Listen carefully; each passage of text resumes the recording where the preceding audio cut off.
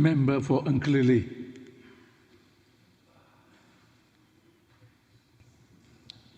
Thank you, Tan Sri Dato' Amar Speaker, for allowing me to participate in the Sustainable Resource and Waste Management Bill 2025 that has been presented by Yang Berhormat Temalan Premier Sarawak, Menteri Kewangan dan Ekonomi Baru Kedua, Menteri Infrastruktur dan Pembangunan Pelabuhan, dan juga Ahli Dewan Undangan Negeri Bagi N37 Bukit Saban.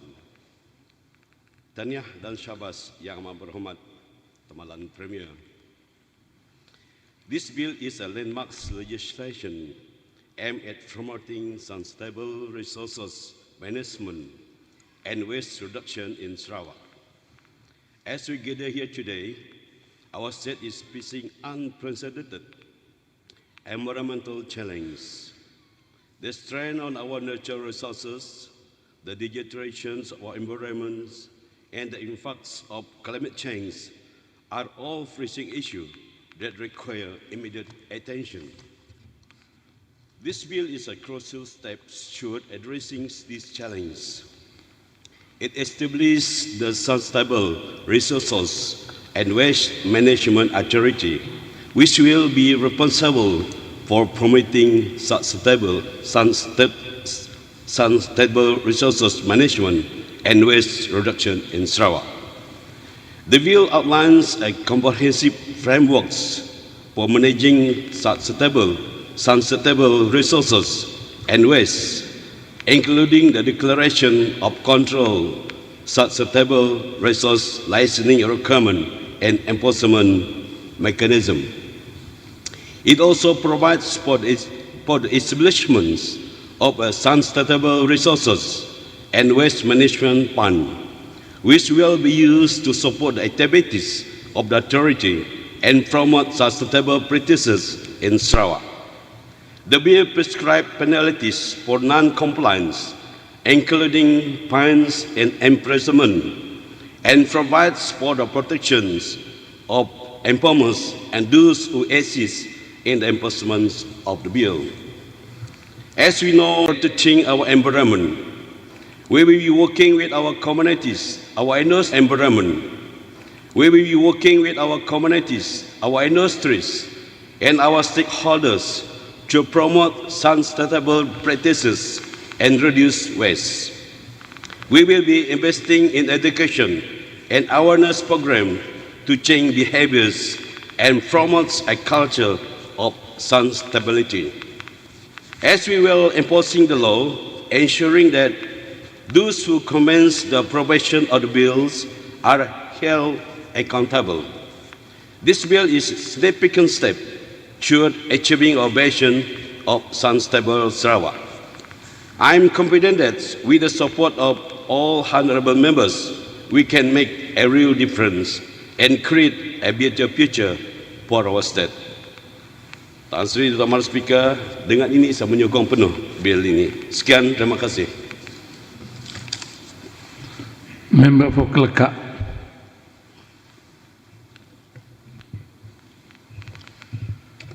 Terima kasih Tan Sri Dato' Amar Speaker kerana memberikan peluang kepada saya untuk membahaskan Sustainable Resources and Waste Management Bill 2025 yang telah dibentangkan oleh Timbalan Premier Sarawak, Menteri Kewangan dan Ekonomi Baru Kedua, Menteri Infrastruktur dan Pembangunan Pelabuhan, dan Ahli Dewan Undangan Negeri N37 Bukit Saban Yang Berhormat Dato' Amar Dagla Sugah Hembas.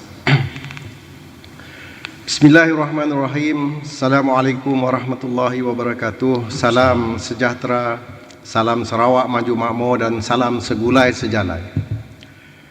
Sumber lestari dan pengurusan sisa merupakan aspek penting dalam memastikan bumi Sarawak Ibu Pertiwiku terus selamat dan berdaya huni. Pada zaman yang penuh cabaran ini, setiap lapisan masyarakat perlu memainkan peranan daripada mengurangkan penggunaan plastik kepada mengamalkan kita semula sehinggalah menyokong dasar kerajaan yang mesra alam ini. Dengan komitmen kolektif, kita pasti dapat mengekalkan kelestarian alam demi kesejahteraan manusia kini dan generasi yang bakal mewarisi bumi yang tercinta ini. Saya melihat usaha ini sebagai kunci kelestarian alam sekitar masa kini dan untuk anak cucu kita pada masa depan. Dua komponen penting yang sering dibincangkan dalam usaha menjaga bumi ialah sumber lestari dan pengurusan sisa. Kedua-dua bukan sahaja berkaitan dengan cara manusia menggunakan sumber alam, tetapi ianya juga bagaimana masyarakat menguruskan sisa yang dihasilkan akibat aktiviti harian. Lebih bagus jika sisa harian yang sepatutnya dibuang mampu diubah menjadi sesuatu yang bernilai, misalnya tenaga elektrik. Ini bukan lagi angan-angan majenin. Sebaliknya, lihatlah dimensi baru buat duit daripada sisa. Semakin moden dunia, usaha mengubah sisa buangan menjadi duit kini menjadi realiti, terutamanya biomass energy ataupun tenaga biojisim. Dan menurut data kajian, jika sumber biojisim dimanfaatkan sepenuhnya, ia mampu menyumbang kapasiti tenaga yang sangat besar atau mencukupi untuk membekalkan elektrik kepada ratusan ribu buah rumah. Hendak dapat dari mana? Untuk makluman ahli Dewan yang mulia ini, biojisim pertanian contohnya ataupun daripada hutan lestari masing-masing mampu menyumbangkan sehingga 550 ke 600 megawatt tenaga elektrik. Semua ini tentang sisa yang mempunyai nilai yang besar. Contoh apa lagi?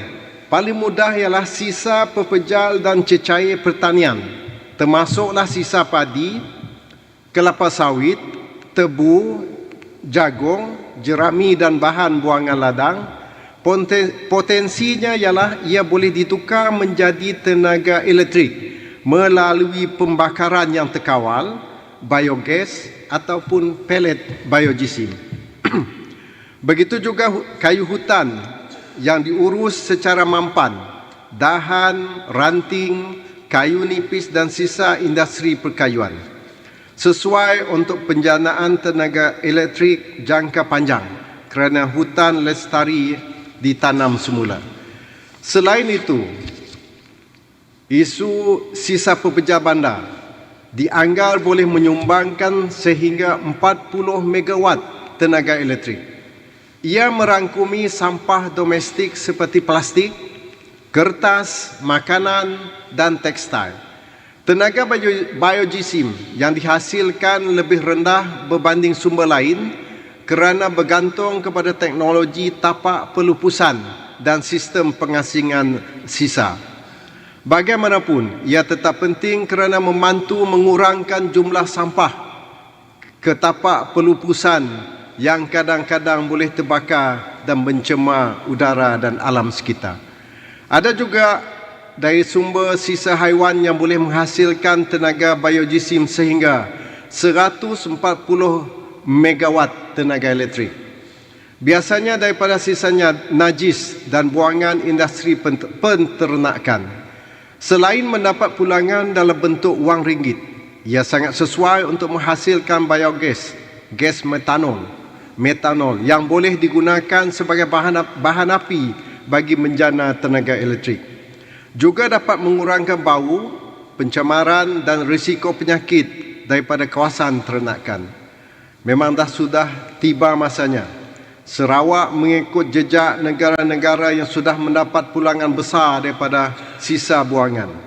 Bukan satu negara tetapi beberapa negara yang kerana mereka menggunakan model sisa kepada tenaga boleh diperbaharui dan bahan kita semula dengan sangat berkesan. Pertamanya, negara Sweden yang sangat maju dalam pengurusan sisa. Hanya sebahagian kecil sahaja sisa rumah dibuang, manakala majoriti di kita semula atau dibakar untuk menjana tenaga elektrik. Mereka juga mengimport sampah daripada negara lain supaya loji penjanaan tenaga incinerator mereka beroperasi sepenuhnya dan efisien. Dari aktiviti kita semula dan penjanaan tenaga, Sweden memperolehi pulangan ekonomi yang sangat besar. Begitu juga negara Jerman dengan pasaran waste to energy yang juga berkembang pesat. Tuntasnya, model yang digunakan berjaya menunjukkan sisa tidak semestinya beban. Saya yakin Kerajaan Sarawak adalah negeri yang di depan dalam memacu tenaga bersih, mampu melakukan sesuatu dengan sisa buangan yang ada. Oleh yang demikian, Transi Datuk Amar Speaker kelakar menyokong sepenuhnya Sustainable Resources dan Waste Management Bill 2025. Sekian, terima kasih. Member for Talian. Terima kasih Tan Sri Datuk Amar Speaker. Salam damai, salam sejahtera, salam Sarawak Maju Makmur. Lebih dahulu saya ingin mengucapkan tahniah kepada Timbalan Premier Sarawak merangkap Menteri Kewangan dan Ekonomi Baharu II serta Menteri Infrastruktur dan Pembangunan Pelabuhan Sarawak, Menteri Bertanggungjawab yang membawa usul Sustainable Resources and Waste Management Bill 2025 yang cukup signifikan dengan pembangunan wilayah Sarawak ketika ini. Rang undang-undang ini merupakan inisiatif perundangan yang penting bagi menjamin masa depan lestari untuk Sarawak. Ia menekankan komitmen semua pihak di pelbagai peringkat lapisan masyarakat terhadap penjagaan alam sekitar, kecekapan ekonomi dan kesejahteraan rakyat secara keseluruhan. Objektif utama rang undang-undang ini amat mendalam.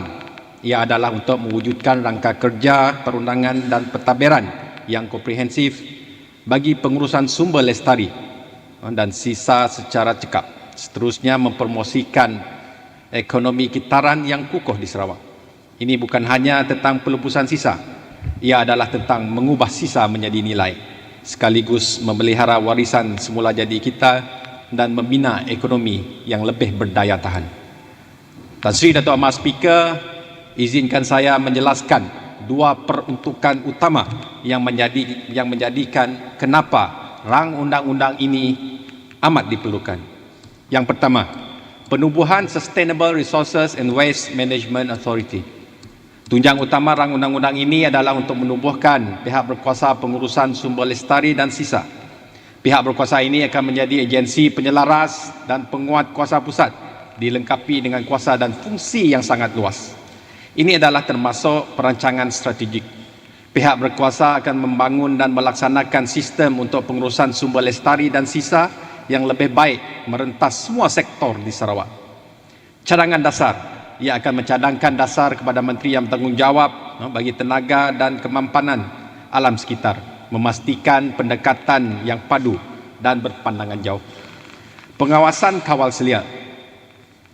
Sustainable Resources and Waste Management Authority akan mengeluarkan garis panduan, arahan dan perintah kepada agensi kerajaan dan entiti lain mengarah, mencegah, mengawal, bahkan melarang aktiviti tertentu yang bertentangan dengan pembuangan sisa. Seterusnya adalah untuk promosi dan pembangunan.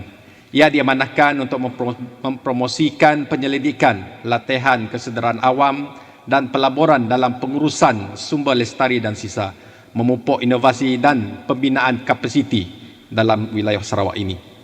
Dan seterusnya adalah kapasiti korporat. Pihak berkuasa diberi kuasa untuk menubuhkan syarikat dan anak syarikat di Fasal 9 yang menyatakan untuk melaksanakan fungsinya, menunjukkan potensi penglibatan operasi langsungnya dalam sektor kritikal ini. Perkara kedua, Tan Sri Datuk Amar Speaker, adalah pelaksanaan ekonomi kitaran melalui pengurusan sumber. Bahagian 3 rang undang-undang ini menggariskan pelan tindakan operasi bagi menguruskan sumber lestari dan sisa, merangkumi prinsip-prinsip ekonomi kitaran, iaitu yang pertama, sumber lestari terkawal. Pihak berkuasa boleh mengisytiharkan sumber tertentu sebagai terkawal di pasal 25 di dalam rang undang-undang ini jika ia mempunyai nilai untuk penjenaan elektrik, produk komersial atau penyelidikan. Ini membolehkan pengurusan dan pemanfaatan potensi mereka secara terfokus. Seterusnya adalah pengasingan wajib. Rang undang-undang ini mewajibkan pengasingan sumber lestari atau sisa di pasal 26 oleh mana-mana individu yang menghasil ataupun mengendalikannya. Ini adalah langkah asas ke arah kitar semula dan pemulihan yang jauh lebih berkesan. Yang ketiga, tempat yang ditetapkan dan pemilikan. Melalui undang-undang ini, pihak berkuasa akan menetapkan tempat khusus untuk pengasingan dan pengumpulan sisa di pasal 27. Selain itu, setelah diasingkan dan dihantar ke tempat yang ditetapkan, sumber atau sisa ini menjadi milik pihak berkuasa. Ada di dalam pasal 29. Membolehkan pengurusan yang berpusat dan cekap, mengurangkan aktiviti haram dan memupuk pemulihan sumber. Ini secara langsung sudah pasti akan mengurangkan risiko pembakaran sampah secara terbuka serta pembuangan sisa secara tidak sah yang akan merosakkan ekosistem sekaligus mencemarkan alam sekitar kita. Pelesenan dan kemudahan. Rang undang-undang ini memerlukan lesen untuk mengumpul atau mengangkut sumber lestari atau sisa. Ada di pasal 28. Dan untuk membina, mengendali serta mengurus kemudahan pengurusan sumber lestari atau sisa di pasal 30. Ini memastikan peraturan yang betul dan mengikut standard profesional dapat dilaksanakan oleh Kerajaan Sarawak.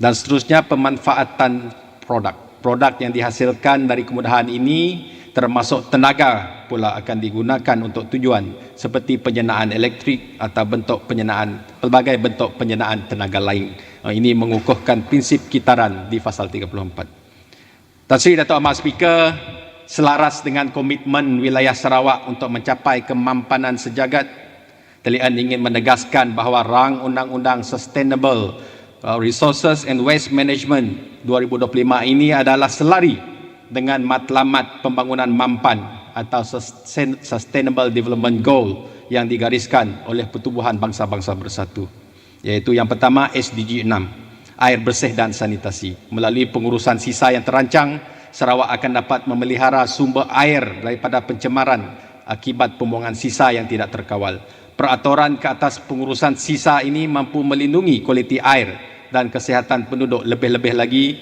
di wilayah Sarawak ini kita ada banyak sungai. SDG 7, tenaga bersih dan mampu milik. Pelaksanaan ekonomi kitaran yang digalakkan akan membolehkan penjanaan tenaga baharu dari bahan buangan, sekaligus menyokong usaha Sarawak menjadikan tenaga boleh baharu sebagai sumber pendapatan utama wilayah Sarawak. SDG 11, bandar dan komuniti yang lestari. Pengasingan, pengumpulan dan pemprosesan sisa secara lebih sistematik mampu menyediakan bandar dan perkampungan yang lebih bersih, selamat dan berdaya tahan terhadap cabaran alam sekitar, seiring dengan aspirasi membina komuniti lestari di wilayah Sarawak. Manakala SDG 12, penggunaan dan pengeluaran yang bertanggungjawab, penekanan kepada kitar semula, pengurangan bahan buangan dan penggunaan sumber secara optimum adalah teras utama RUU ini, sekaligus mendidik rakyat Sarawak ke arah gaya hidup yang lebih bertanggungjawab dari segi penggunaan sumber. SDG 13, tindakan terhadap perubahan iklim, climate change. Pengurusan sumber dan sisa secara lestari sudah pasti dapat mengurangkan pelepasan gas rumah hijau, sekaligus menyumbang ke arah mitigasi perubahan iklim. Dan yang terakhir SDG 14 dan 15, hidupan di laut dan daratan. Dengan mengurangkan pencemaran buangan darat, ekosistem marine dan daratan akan sentiasa dilindungi sekaligus memelihara biodiversiti wilayah Sarawak ini. Justru melalui pelaksanaan RUU ini, wilayah Sarawak tampil sebagai wilayah yang memimpin perubahan yang holistik ke arah pembangunan mampan sejagat, selaras dengan Sustainable Development Goal yang disasarkan untuk dicapai menjelang tahun 2030. Talian yakin keberanian dan iltizam wilayah Sarawak dalam mempelopori inisiatif undang-undang ini membawa manfaat besar bukan sahaja kepada generasi masa kini, malahan kepada generasi yang akan datang. Tan Sri Dato' Ahmad Speaker, secara kesimpulannya Sustainable Resources and Waste Management Bill 2025 lebih daripada sekadar skeping perundangan. Ia adalah pengisytiharaan komitmen Sarawak yang tidak berbelah bahagi terhadap masa depan yang lestari dan makmur. Dengan mewujudkan pihak berkuasa bertanggungjawab, menginstitusikan ekonomi kitaran dan memperkukuhkan keupayaan penguatkuasaan, rang undang-undang ini akan mengubah cara kerajaan Sarawak menguruskan sumber dan sisa. Ia akan membawa kepada persekitaran yang lebih bersih, peluang ekonomi baharu dan cara hidup yang lebih lestari untuk kesejahteraan rakyat Sarawak. Dengan itu, talian menyokong penuh usul ini. May God bless Sarawak. Thank you. Member for Opar.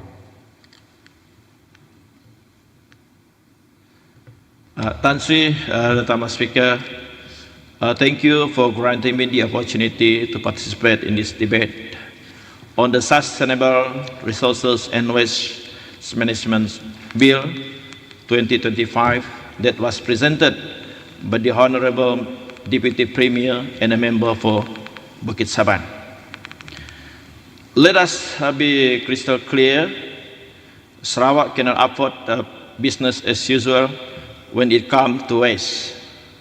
Our forests, river, infrastructure, communities are all under threat from an ever-growing tide of garbage. And yet, what do we see? Fragmented regulation, inadequate enforcement, and weak of coordination due to multiple factors. We discussed about this in details yesterday in this August House.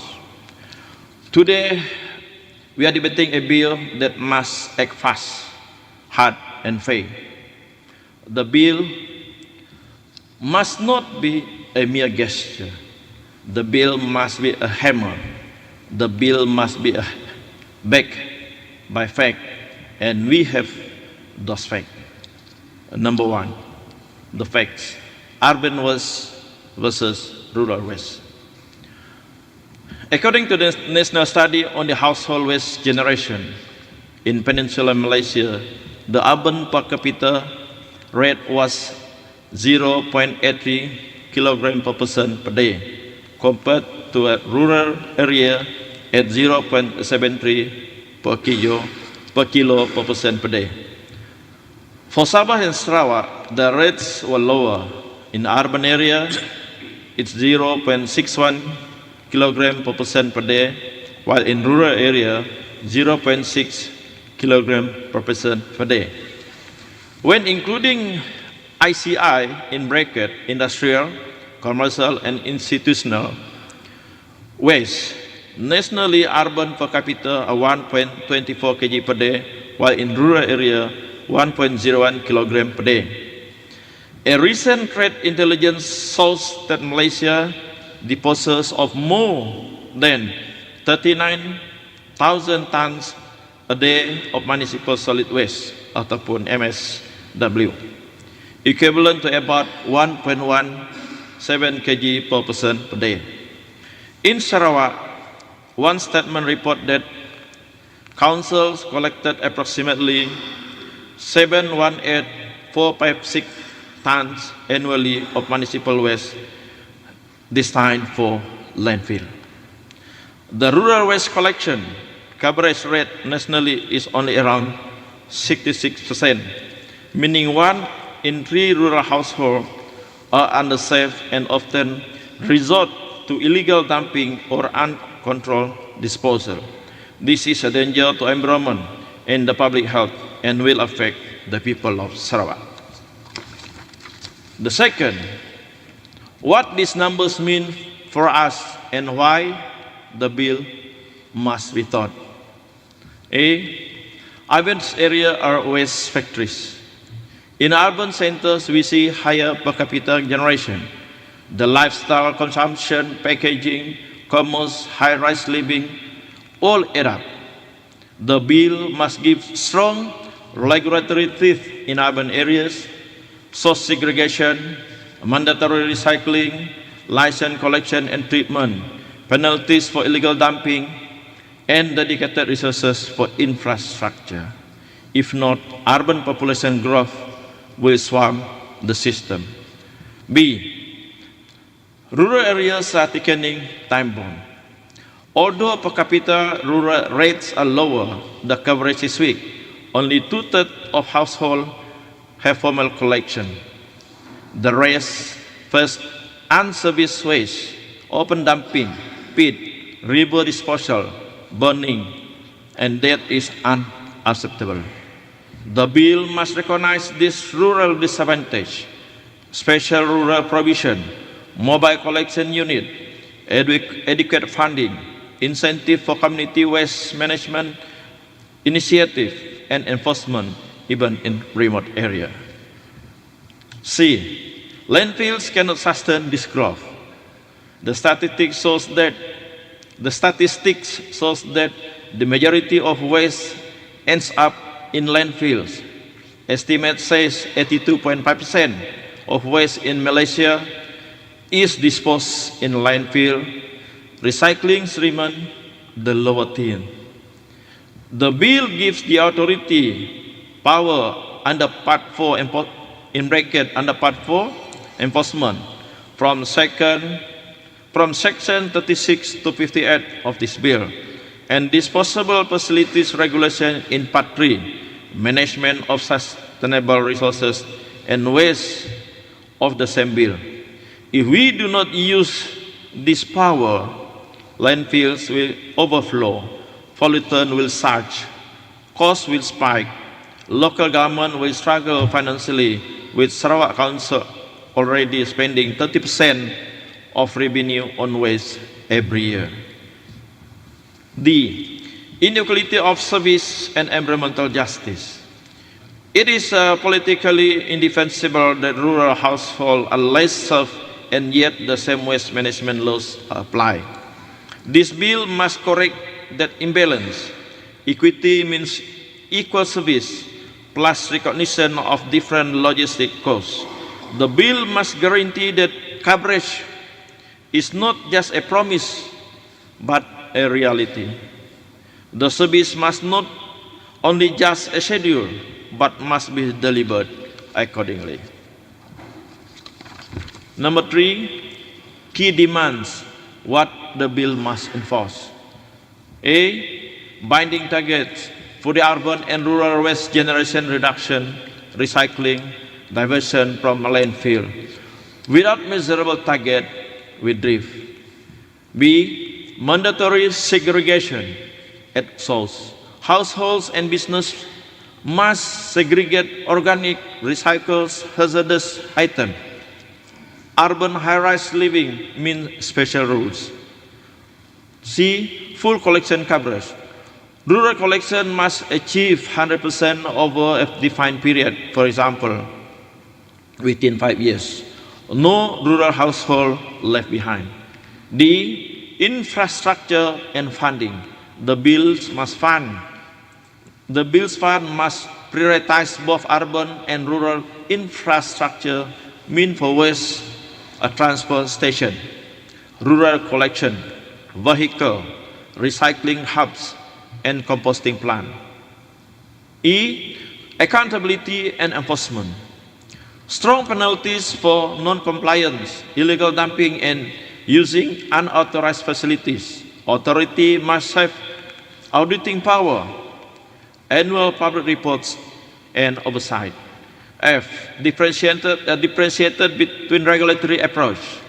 While fundamental obligations apply everywhere, rural area may need adapted logistics like a mobile composting unit, local community-based recycling, extended procedure responsibility for packing, etc. G. Data and transparency. The bill must require the authority to publish yearly waste generation and collection statistics both for urban and rural areas, per capita rates and diversion rates, so that we can track progress. H. Public education and behavioral change. A law only works if citizens and business act. The bill must allocate funds and mandate campaign across rural and urban area. I, incentive innovation, encourage waste to energy plant, community scale composting in rural areas, recycling startup in urban zone, recycling effort must be supported by an efficient transportation process to the designated disposal centers and not merely presented as a superficial claim. And J, integration with land use and environment policy. Sanitary landfills must be properly planned, rural dumping must be eliminated, and environmental safeguard must be equipped consistently to protect the public health. Number 4, political call to action. I humbly assure the members of this August House to support this bill. This is not a passive environmental bill. This is a political battle for the health of our children, for the future of our economy, and for the reputation of Sarawak. If we fail to act boldly in urban areas, we risk the cost of collection, transport, and landfill skyrocketing. If we fail to act strongly in rural areas, we risk environmental injustice, disease, flooding, polluted rivers, community resentment. The bill gives us the chance to bravely say, we will not allow waste to define us. We will not let our forests or our communities be drowned under tons and tons of rubbish.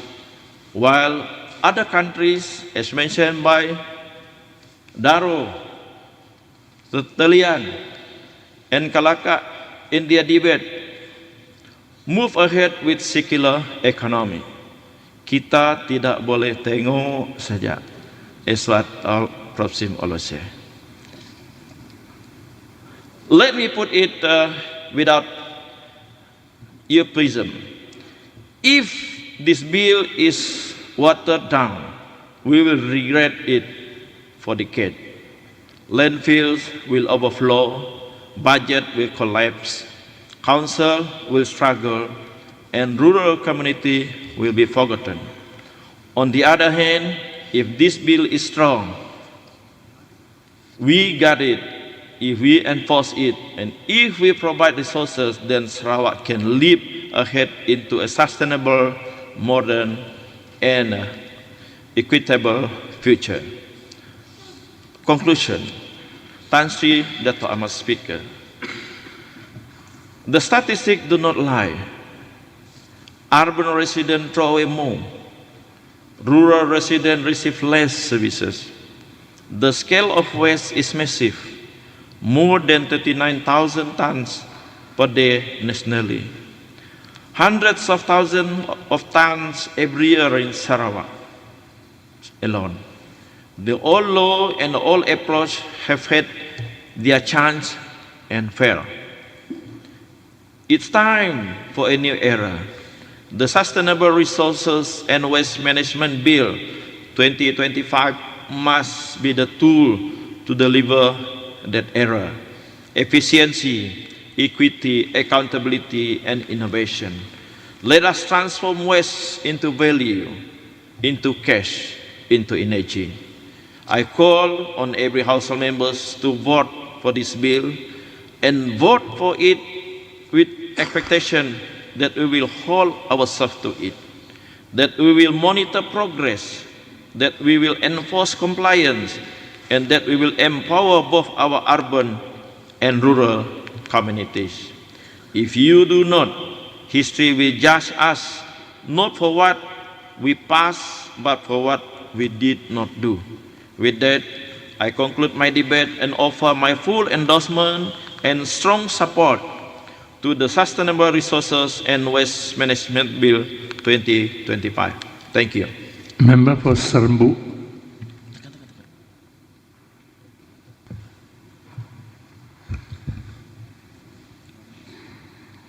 Thank you, Tan Sri Dato' Ahmad Speaker, for allowing me to participate in today's debate on Sustainable Resources and Waste Management Bill 2025 by the Honorable Dato' Ahmad Douglas Hugambas, Deputy Premier of Sarawak, Minister for Infrastructure and Port Development and Member for N37 Bukit Saban at this August House. Firstly, my heartfelt congratulations to you, Tan Sri Dato' Ahmad Speaker, for your appointment as the Sarawak Dun Speaker and the history path as the longest serving Speaker in the Commonwealth. The introducing of Sustainable Resources and Waste Management Bill 2025 is crucial in guiding our region toward responsible use of natural resources and environmentally sound waste practices, especially when our region are in the rapid transformations of becoming a massive industrial state in the various sectors of the economy. The introductions of the bill will be benefiting the region in terms of environmental benefits, for example, by reducing pollution and protects biodiversity, by conserving natural resources and our environment for the benefit of the future generations, and to mitigate climate change by decreasing greenhouse gas emissions. Second, economic benefits, for example, creating job opportunities in recycling, waste management, and downstream waste industry. Waste can be in huge revenue to recycling and energy productions. The downstream industries of waste management will stimulate innovations and entrepreneurship for those who are keen of their involvement in the industry. Also, by reducing the waste disposal cost, we'll be able to save numerous of resources. Third one, social benefits. For example, by managing waste in a sustainable way, we will improve public health and the quality of life of our people. Good practice of waste management will foster community engagement and education. And of course, by the involvement of various levels of communities, it will support the sustainable development and economic growth. With the introductions of the bill, it shows the seriousness of our government in support of national and international commitments toward environmental reputations. Waste to wealth, the oil palm industry case.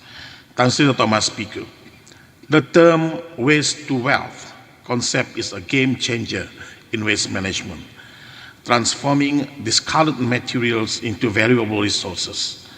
This approach has numerous benefits that include the environmental, economic, and social aspect, as I explained earlier. The implement effective waste to wealth strategies, governments, businesses, and individuals must work together to develop sustainable waste management policies and to regulate it as what we did today in this August House. The government should encourage private sectors to invest vastly in recycling infrastructure technology by giving them special support in many ways, such as tax tariff grants, land area, and other infrastructure that may be needed by the investors. The very good example of how we adhere the term of waste to wealth in the palm oil industry. The palm oil industry is transforming waste into wealth through innovative approaches, turning what was once considered waste into valuable resources. Here are examples of how the palm oil industry did their miracles. Biofuel and biomass. The oil palm waste, such as empty fruit bunch, is converted into biomass pellets and briquettes used as a biofuel alternative to coal and fossil fuels and reducing reliance on non-renewable energy resources. Second, animal feed. Palm kernel cake, palm kernel expeller, and palm decanter cake is a byproduct of oil extraction. It's rich in protein and used widely all over the world as animal feed, reducing waste and creating a sustainable source of nutrition for livestock. Third one, organic fertilizer and biogas productions. Palm oil mill effluent, or POME, P-O-M-E, we call it, is treated using natural microbes such as EM and aquatic plants that will produce clean energy, purified water, and turn it into organic fertilizers. This water can be used for watering plants and farming land. POME is also used to produce biogas by trapping the gas through fermentation process in the gas dome, processes and purified it into LPG. This technology is already widely used in West Malaysia, Indonesia, and soon will be introduced to Sarawak via SAKRA. This gas is part of the renewable energy sources, and with the said treatment method, it will reducing greenhouse gas emissions and environment pollution successfully. Fourth one, activated carbon and biochar. The torrefied oil palm waste with the correct process can be transformed into both activated carbon and biochar. Activated carbon are widely used to remove pollutants from water and air. The torrefied oil palm waste that turn into biochar are also used widely in improving soil quality in farmland. Malaysia, as recorded in 2020, produces 75 million tons of dry biomass per year. And if that biomass is valorized to RM200 to RM1000 per ton, then potential waste revenue could be around 10 to 15 billion a year. These are very rough data, and real figure could be more, but based on biomass volume and potential revenue estimates per ton, the economic opportunity is very large and in billions of ringgit per year potentially. This innovative approach not only reduce waste and environmental impact, but also create new revenue stream for the palm oil industry and contributing to a circular economy.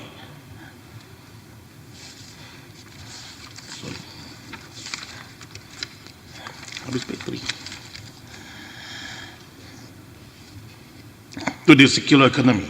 By embracing the waste to wealth concept, we can create a more sustainable future, reduce waste, and generate economic benefits for communities worldwide. Tan Sri Dato' Ahmad Speaker, in conclusions, this waste to wealth concept look unto oil palm industry only and yet into other ways that might generate the same weight. It contributed billions into the economy and produces thousands of employments to all people. So it's timely right and never too late that the introductions of the Sustainable Resources and Waste Management Bill 2025 will include those matters that I mentioned and occurs, not as new concept of revenue, but if put in organized and systematic ways, it will be garnered more in the future and contribute well to our revenue collections. With that, Tan Sri Dato' Ahmad Speaker, Serembu humbly beg to support. Thank you. Member for Meluan.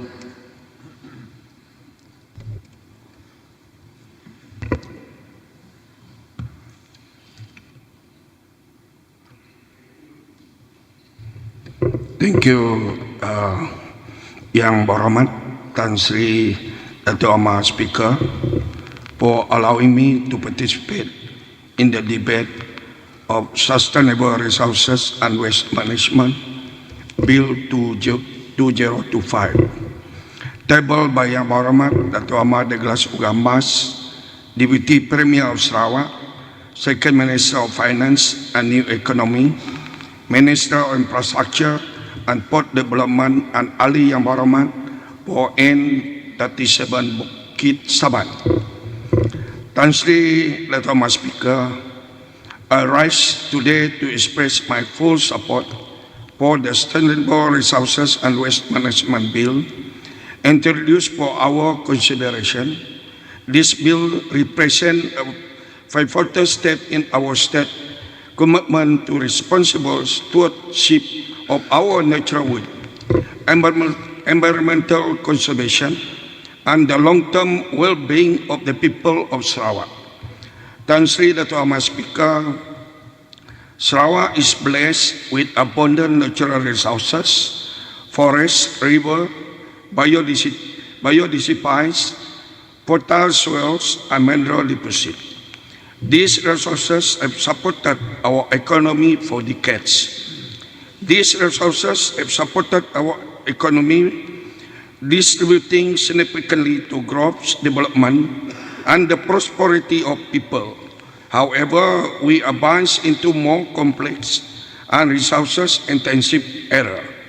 We must acknowledge that this blessing comes with responsibility and manage waste and sustainable extraction and efficient resources used to pose real threats to our ecosystem, public health, and economic sustainability. This bill, therefore, seeks to put place a clear, modern, and comprehensive framework to govern how resources are used and how waste are managed in our state. It aims to ensure that the development we pursue today does not compromise the well-being and the opportunities of future generations. Country Dr. Speaker, this bill deserves our support as it provides a structured and forward-looking mechanism for managing resources. For too long, waste management and resources oversights have been handled in a fragmented way by multiple agencies. The bill consolidates function, strengthens governance, and ensures that decisions made on resources extraction, recycling, recovery, and disposal are coherent, science-based, and aligned with international best practices. Such an integrated approach is crucial if Sarawak is to be moved toward a circular economy, an economy where resources are not simply extracted, used, and discarded, but reused, repurposed, and regenerated to create long-term value. With this legislation, we are positioning Sarawak as a leader in the sustainable development in Malaysia and the wider region. Secondly, the bill supports economic resilience and diversification, sustainable resource management, open up to new industry, recycling, green technology, bio-based product, renewable energy, and waste-to-wealth innovation. This sector has enormous potential to generate jobs, encouraging private investment and support technological advancement. The bill lays the foundation for these industries to grow in a regulated and supportive environments. We cannot depend forever on traditional extractive industry. The world is shifting, and Sarawak must be shifted within. This legislation is proactive move to ensure that our economy remains competitive, relevant, and environmentally responsible. Third, this bill enhances environmental protection and safeguard public health. Improper waste disposal and unmanaged resource extraction can lead to water contamination, air pollution, soil degradation, and increased greenhouse gas emission. These environmental effects directly impact the health and safety of our communities, particularly those in rural and indigenous areas who depend on rivers and forests for sustenance. Country Speaker, by establishing stronger monitoring, enforcement, reporting standards, the bill ensures that harmful practices are curtailed and their companies are held accountable for the waste generation and disposal of method. It promotes cleaner production, encourages waste reduction at the sources, and ensures that hazardous materials are managed in a way that prevent harm to people and nature. The bill reimposes Sarawak commitment to global environmental standards and strengthens our ability to cooperate on unclimate-related initiatives. As the world moves toward the UN Sustainable Development Goal and the goal emission reduction commitment, Sarawak cannot be left behind. Sustainable resources and waste management is a core pillar of climate action. Through this legislation, Sarawak signals its seriousness in balancing development with environmental responsibility. Tan Sri Dato' Amar Speaker, allow me to highlight why sustainable resources waste management is no longer optional. It is essential. Our resources are finite. Sarawak forest, river, and mineral cannot be exploited dependently. Without prudent management, we risk depleting the very foundation of our economic strength. Sustainable practice ensure that extraction rates do not exceed regeneration rates, thereby protecting the long-term viabilities of our natural assets. With this urbanization, industrial growth and the population expansion, Sarawak produces more waste than ever before. Without proper system, landfill will quickly reach capacity, illegally dumping may increase, and the cost of cleanup will burden future generations. This bill ensures that waste is minimized, segregated, recycled, and treated responsibly. Floods, water pollution, declining fish stock, and soil erosion as a result from mismanagement resources. This affects agriculture, tourism, energy production, and community livelihood. Sustainable management prevent these costly consequences and support economic stability. Tan Sri Dato' Amar Speaker, today global market prioritize environmental, social, and governance (ESG) standard. For Sarawak to attract international investors and trade partners, we must demonstrate that strong environment governance. This bill signals that Sarawak is a safe, responsible, and future-ready investment destination. Lastly, our people deserve a clean, healthy environment. No development is meaningful if it sacrifices the health of the rakyat. Clean water, breathable air, and safe surroundings are the fundamental rights. By supporting this bill, we protect the welfare of every Sarawakian, especially our children, who will inherit the consequences of our decision. Tan Sri Dato' Amar, Honorable Speaker, the Sustainable Resources and Waste Management Bill is not merely a piece of legislation. It is a commitment to the future of Sarawak. It reflects our maturity as a state, as our responsibility as a lawmaker, and our vision for a prosperity yet sustainable tomorrow. Supporting this bill means safeguarding our environment, strengthening our economy, protecting our public health, encouraging innovation, and ensuring that Sarawak remains beautiful, vibrant, and resource-rich land for generations to come. It is in the best interest of our state that this bill be passed, as this bill will shape a greener, more responsible Sarawak. By supporting this bill, we secure a legacy of sustainability for the generations that come after us. Therefore, I urge this House August to lend its full support to this important bill for the benefit of our state and future generations. With this, I fully support this bill. Thank you. Member for Tebeda.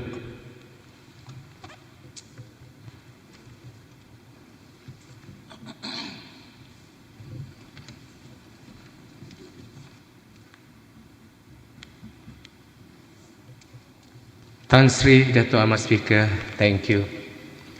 Thank you for granting me the opportunity to participate in this historical new bill, a bill entitled Sustainable Resources and Waste Management Bill 2025 in this August House this afternoon. The bill to me is extremely significant and it will leave behind a very lasting impact on our state's legal, environmental and social landscape. Tan Sri Speaker, today I rise again to speak together with other members of the August House to fully support the Sustainable Resources and Waste Management Bill 2025 that was prepared, introduced and tabled by our Deputy Premier, who is a Minister of Infrastructure and Port Development and also a member of N37 Bukit Saban. Thank you for the great effort, Deputy Minister, and congratulations, sir, on the successful tabling. Sarawak first, into Sarawak, Jaga Sarawak, has been our battle cry. It has been our slogan. This battle cry and this slogan has motivated everyone and each and every one of us here to work hard and to strive harder to make sure that the interests of Sarawak and her people is seriously taken and placed above everything else.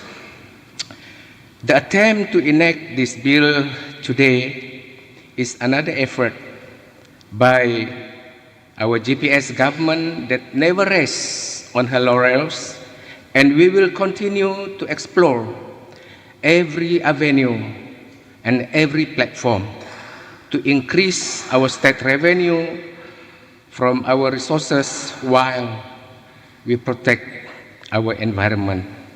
This bill is not merely administrative in purpose, but are transformational steps to manage our state resources and our waste sustainably. This bill will push Sarawak's position towards a future where our economic strength will not and does not come at the expense of our environment, where waste become a resource and where sustainability becomes a competitive advantage.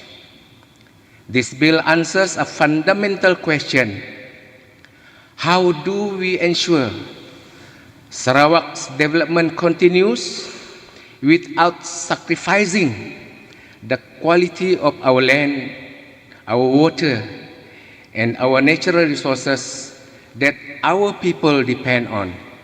How do we manage our waste that we generate from every resources around us? This bill provides the answer. It provides a sustainable solution through a well-structured ordinance, governance, enforcement, and implementation. Tan Sri Dato' Ahmad Speaker, waste is no longer a distant problem. It is in our streets, in our waterways, in the air that we breathe in, and even in our food chain.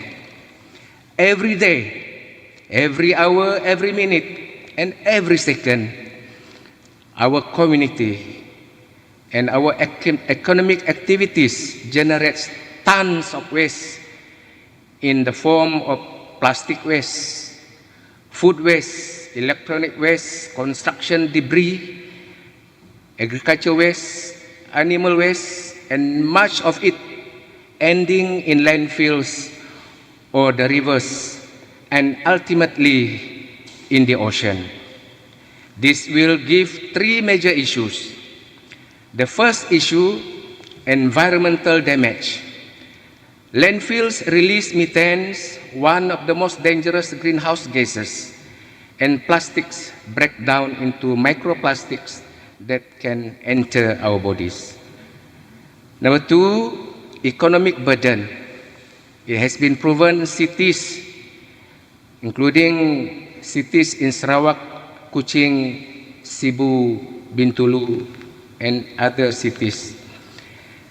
We have spent millions each year handling waste.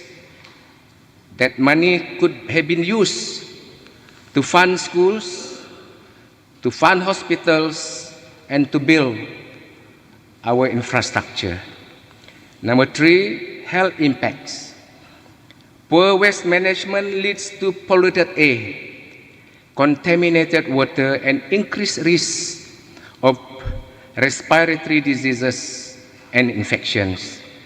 Allowing this to continue, Sri Speaker, is not an option.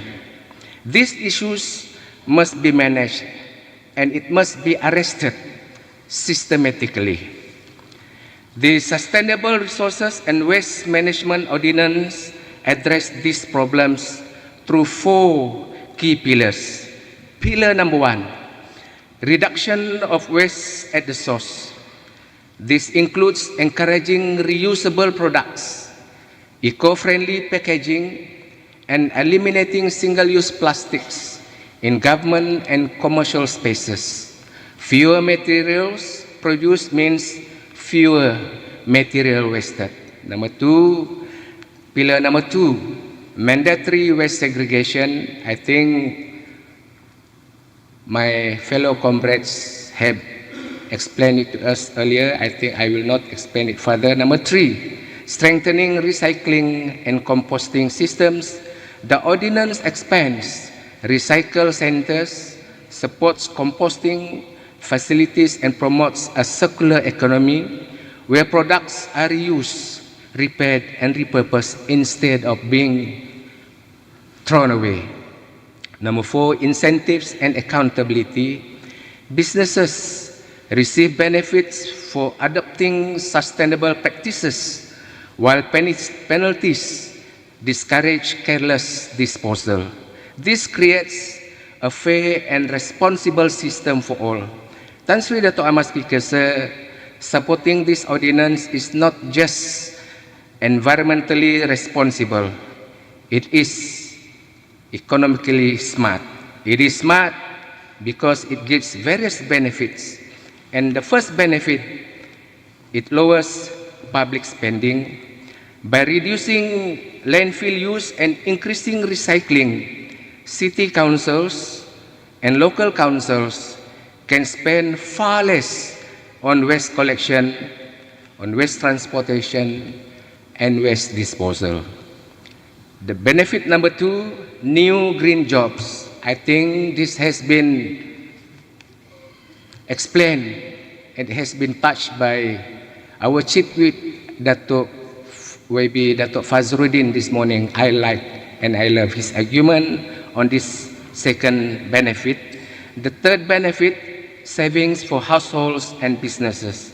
Waste reduction means lower waste fees, cheaper packaging alternatives, and new opportunities to sell recyclable materials. This ordinance transforms waste from a financial burden into a resource that contributes to economic growth. Benefit number 4, environmental and health benefits. Number 1, reduce pollution. Less waste in landfill means fewer greenhouse gas emissions and cleaner soil and water, cleaner air that we breathe in. Second benefit, the second one, improve public health. Cleaner air, fewer disease-breeding areas, and reduce toxic exposure means healthier communities. Number 3, conservation of natural resources. Recycling aluminum saves 95% of the energy needed to produce it from raw materials. Recycling paper saves trees and enormous amounts of water. Composting returns nutrient to the soil and improving agricultural productivity. Tan Sri Dato' Amar Speaker, this ordinance not only manage waste, it regenerates our environment. And benefit number 5, social and community benefits. This ordinance encourage a culture of responsibility and community action. Schools adopt environmental programs, households learn to sort waste, businesses innovate, communities become cleaner, more organized, and more resilient. And most importantly, young people see that we, their leaders, are taking action to protect their future. Tan Sri Speaker, some may argue that this ordinance may be expensive or inconvenient, but the truth is, the cost of inaction, overflowing landfills, polluted water, climate impact far outweighs the cost of implementation.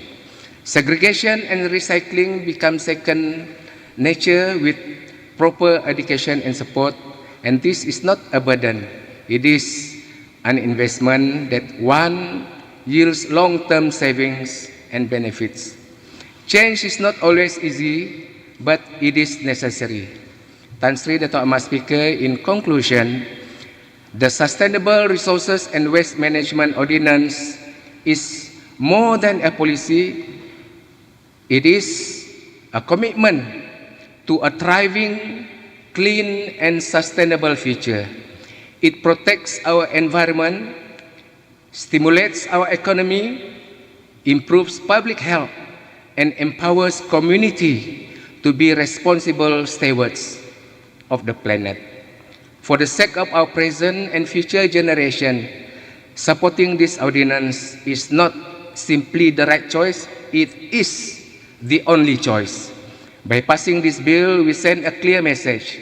Sarawak chooses development that is responsible, chooses development that is modern, and chooses development that is sustainable.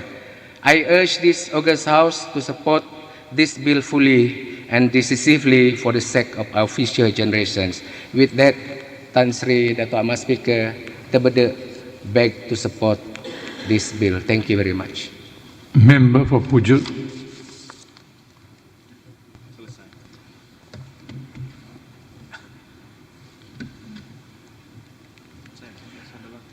Tan Sri Dato' Amar Speaker, thank you for granting me this opportunity to debate on the Sustainable Resources and Waste Management Bill 2025 as tabled by YB Dato' Amar Douglas Uga Ambas, the Deputy Premier Sarawak and the Minister for Infrastructure and Port Development Sarawak, and Adun N37 Bukit Saban.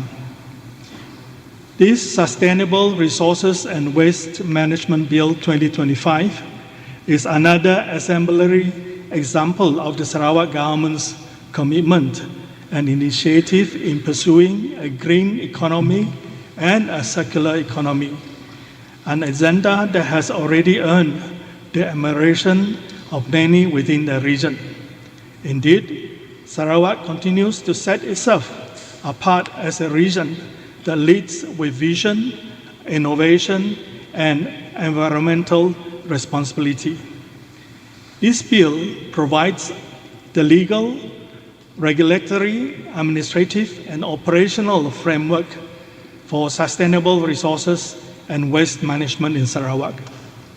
It established a structured, modern, and enforceable ecosystem to ensure that our management of waste is responsible, economically viable, and environmentally sustainable. At its core, the foundation of this bill is to conserve our green environment, protect our natural heritage, and ensure that development today does not compromise the well-being of future generations, and underpinned by the realization that there are economic values to waste. Therefore, it will be driven by the ways and means to monetize the waste. Broadly, there are many types of waste in Sarawak: domestic waste, commercial waste, industrial waste, agricultural waste, construction waste, electronic waste, scrap metals, timber residues, food waste, plastic waste, hazardous waste, and more. Each category poses different challenges, and each contains different levels of economic potential and value. Some of these materials, if unmanaged, become pollution, but if managed properly, they become valuable, sustainable resources.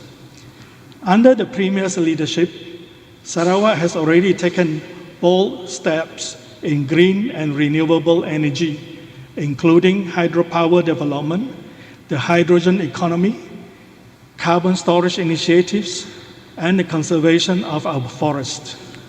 This bill complements these efforts by providing the legal foundation to manage our resources and waste sustainably, ensuring that Sarawak's growth remains environmentally responsible and economically robust. It aligns perfectly with Premier's direction for Sarawak to emerge as a regional leader in sustainable energy and circular economy development. Tan Sri Dato' Ahmad Speaker, this bill is meaningful for Sarawak because it marks a major shift in how we treat waste and resources. For decades, our approach has been linear. We take, use, and throw. Waste was treated as purely as disposable problem. This bill changes this mindset. It legally recognizes that waste can be transformed into wealth, and that sustainable resources must be managed to maximize their recoverable value. This bill provides a comprehensive, organized structure covering every aspect of sustainable resource and waste management, from generation, segregation, collection, transportation, recycling, treatment, storage, and finally, safe disposal.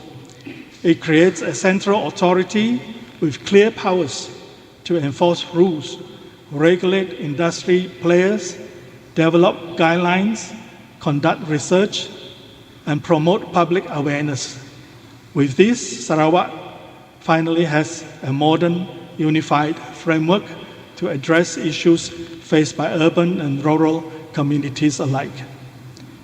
This bill is vital for the successful implementation of the Post-COVID-19 Development Strategy, PDCS 2030. Sustainability is not an option. It is a requirement for Sarawak to achieve high income status by 2030. This legislation supports the expansion of green industries such as recycling, biomass processing, waste to energy, material recovery, and other circular economy sectors. These industries create high-paying, skilled jobs while diversifying Sarawak's economic base. This bill ensures that we manage our resources responsibly, reduce pollution, protect our rivers and land, and reduce greenhouse gas emissions. It supports Sarawak's commitment to low-carbon future. Without this bill, Sarawak cannot fully realize the sustainability and economic transformation targeted under PCDS 2030. Tan Sri Dato' Ahmad Speaker, one of the most important aspects of this bill is its potential to strengthen Sarawak's financial standing. This bill is not just an environmental legislation. It is fundamentally an economic instrument that will generate new revenue streams and reduce long-term public expenditure, that is to monetize the waste. Firstly, the bill enables the establishment of the Sustainable Resources and Waste Management Fund. Through licensing fees, levies, enforcement penalties, project revenues, and interest or dividends from these investments, the fund can become a significant source of income for Sarawak. This reduces dependence on general revenues and enhance financial sustainability. Second, this bill unlocks the value of waste materials. Biomass, wood waste, agricultural byproducts, construction debris, and industrial scraps are no longer liabilities. They become raw materials for new industries, waste-to-energy plants, recycling facilities, composting operations, and material recovery centers can generate long-term revenue while reducing landfill costs. Thirdly, the authority is empowered to incorporate companies under the Companies Act. This means Sarawak can directly participate in high-value ventures such as advanced recycling technology, hydrogen from waste projects, green industrial solutions. These ventures not only generate profits, but also attract local and foreign investments into Sarawak. Fourthly, better waste management reduces the financial burden on local councils and the government. Today, substantial resources are spent on illegal dumping cleanups, drain unclogging, landfill operations, and remedial works caused by mismanaged waste. With better regulation, segregation, and recovery, we can expect these costs to drop significantly. The bill, therefore, contributes directly to the financial health and economic competitiveness of Sarawak. Tan Sri Dato' Amar Speaker, beyond financial benefits, this bill opens a tremendous opportunity for Sarawakians. It creates a new economic sector that is green and circular economy. This sector brings 1. New jobs, including roles in recycling facilities, waste-to-energy plants, logistics, environmental engineering, inspection, enforcement, and technology innovation. 2. New business opportunity. SMEs can participate in waste collection, transportation, processing, and product development using recycled materials. Contractor can diversify into composting, material recovery, and facility operations. 3. Innovation and research opportunities. The authority is empowered to conduct and support research, scientific studies, training, and capacity building. This elevates Sarawak's talent pool, open collaboration with universities, and promote innovation. 4th, talent development. Training programs under the authority can equip young Sarawakians with skills in green engineering, waste management, and environmental governance. These bills create not just jobs, it creates future-ready careers for Sarawakians. Tan Sri Dato' Amar Speaker, the timing of this bill is crucial because Sarawak is undergoing rapid industrialization, urbanization, and expansion of our green economy agenda. As our economy grows, the volume and complexity of waste will also increase, and without a modern legal framework, Sarawak risks losing enormous economic value embedded in the recyclable, recoverable, and reusable materials. Waste that could be converted into energy, biomass, constructions, material, and downstream industrial feedstock would otherwise continue to be lost, illegally dumped, or mismanaged. Secondly, this bill is essential to prevent long-term environmental degradation. Sarawak's rivers, water catchments, coastal areas, and drains are under pressure from illegal dumping, open burning, and unregulated waste disposal. Without mandatory segregation, proper licensing, monitoring, and enforcement, pollution will worsen and the environment cost to future generations will be far higher. This bill established the legal tools needed to protect our environment while supporting development. Third, effective waste management is directly linked to public health.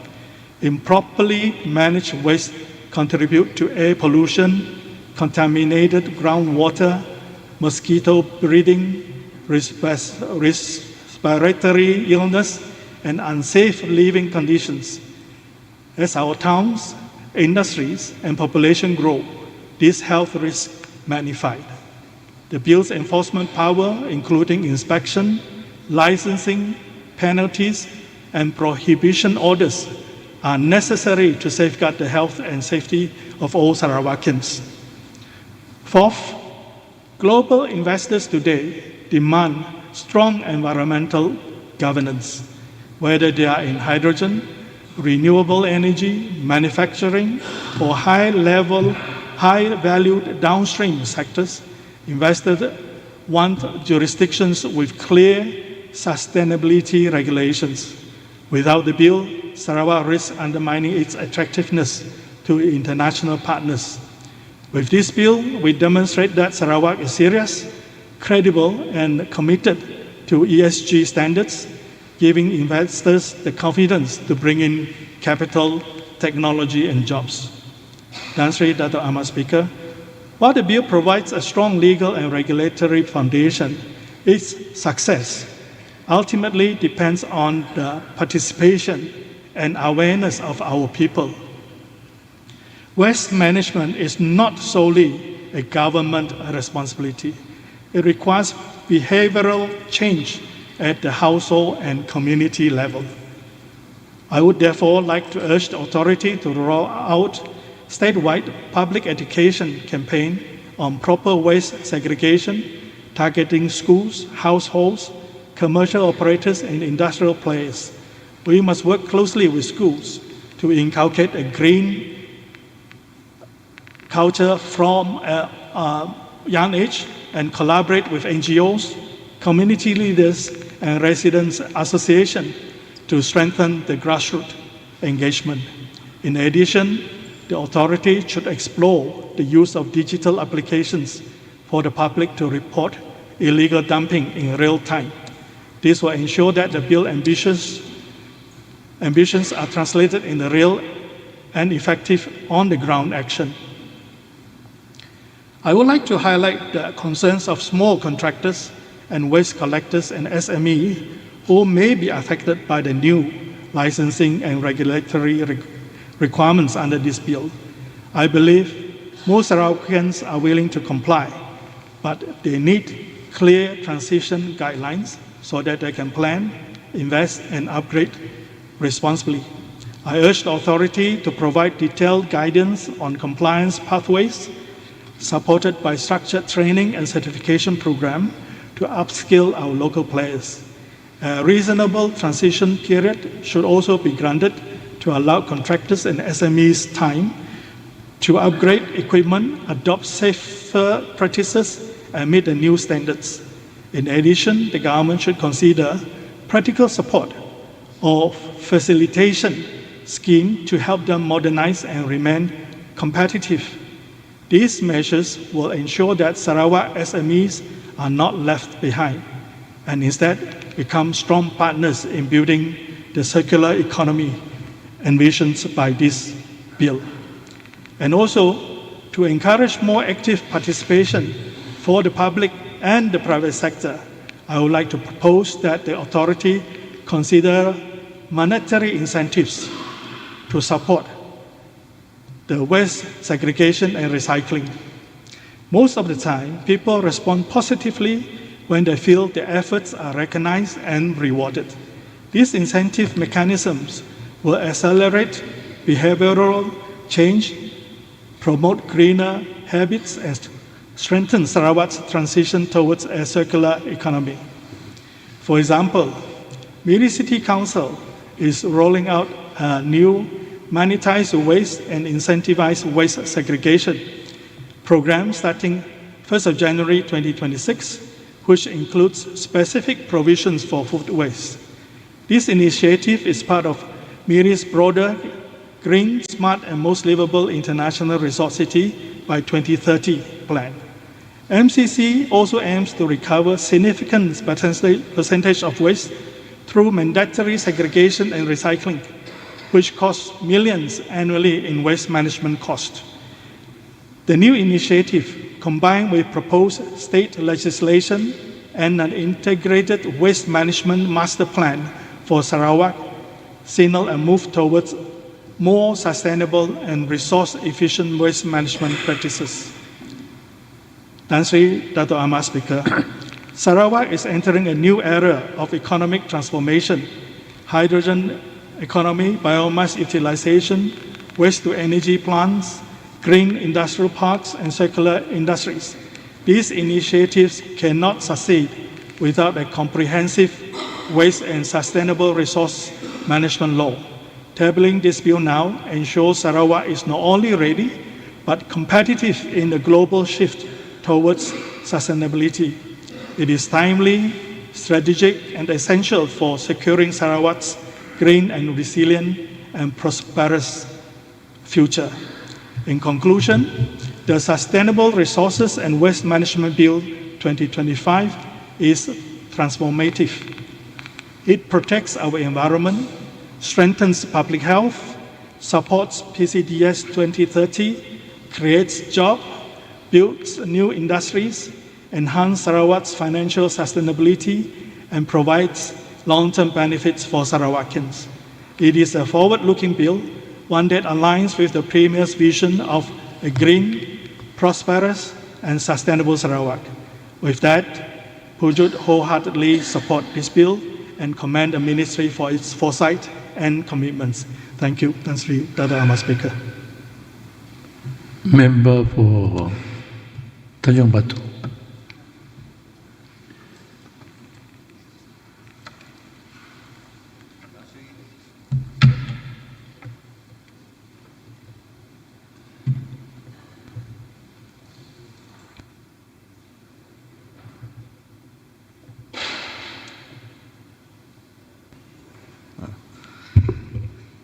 Tan Sri Dato' Amar Speaker, before I continue, I would like to, on behalf of the Rakyat of Bintulu, especially the constituency of Tanjung Batu, congratulate our anak Bintulu and our dear Tan Sri Dato' Amar Speaker for holding the title of being the longest serving Speaker in the Commonwealth. You have made Bintulu proud and have made Sarawak proud.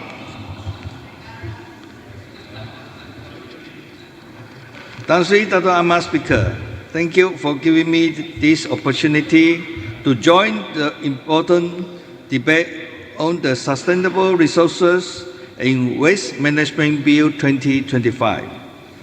It is indeed an honor to stand in this August House today to express my full support for this landmark bill, one that signals Sarawak's entry into a new era of environmental governance, green economy development, and responsible stewardship of our land for future generations.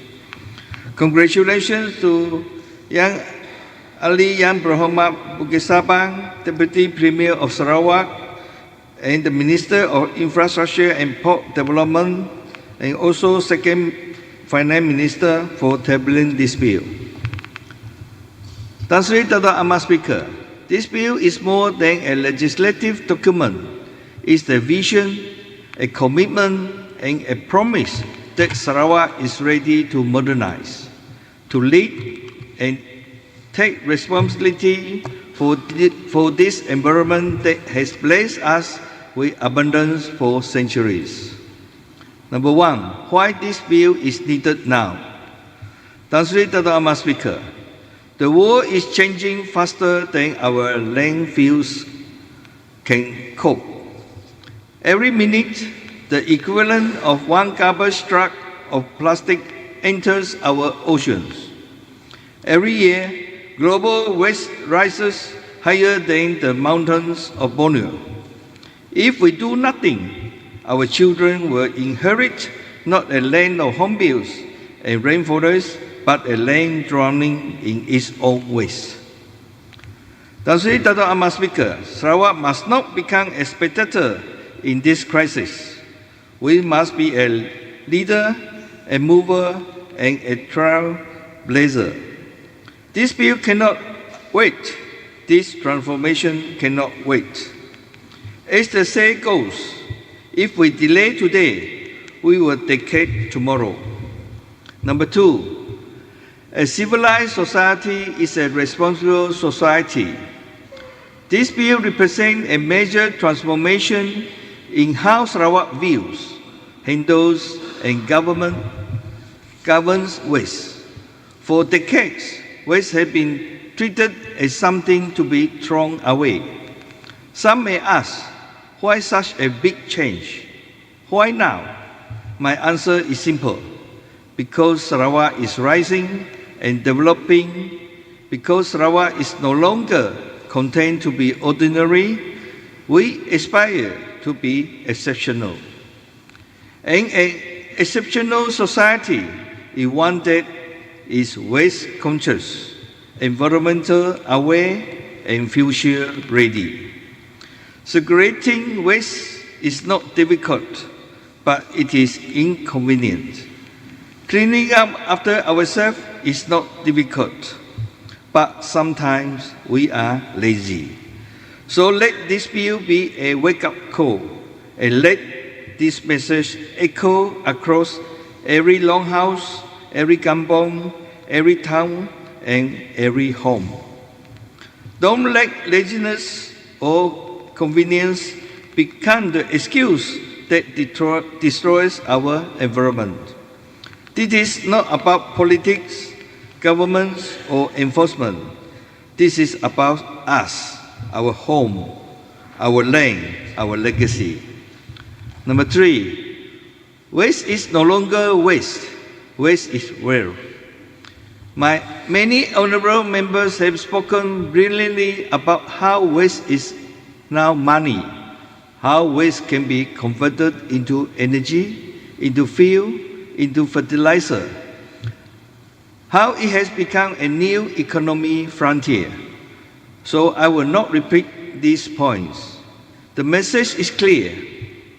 Waste is the new goal of Sarawak.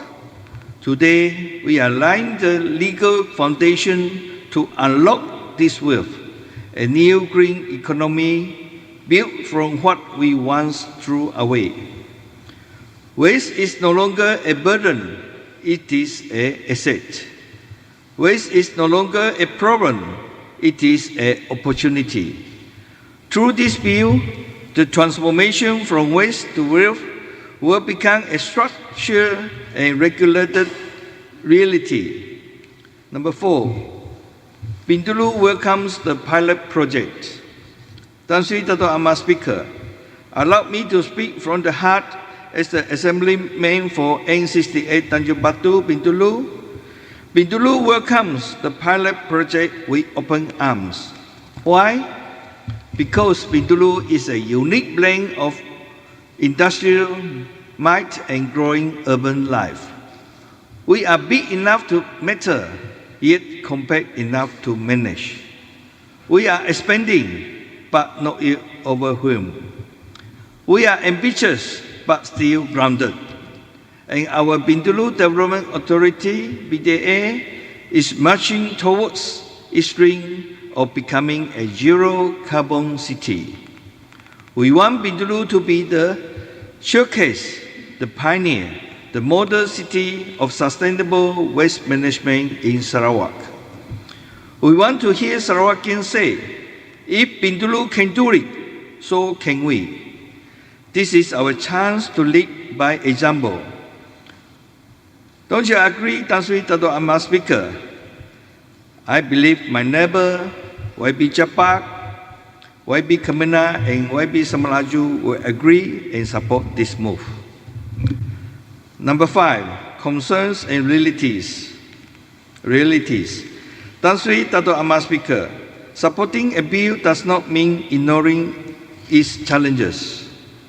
We must be honest with the people. Number one, our public is not yet ready for full waste segregation because the habit has never been enforced. Number two, SMEs may feel burdened by compliance because upgrading system costs money. Number three, overlaps among agencies may cause confusion. NREB, DOE, local councils, land and survey, everyone plays a role. Number 4, technical expertise must be strengthened. We need more environmental engineers, analysts, and inspector and enforcement. Number 5, there will be initial noise, initial resistance.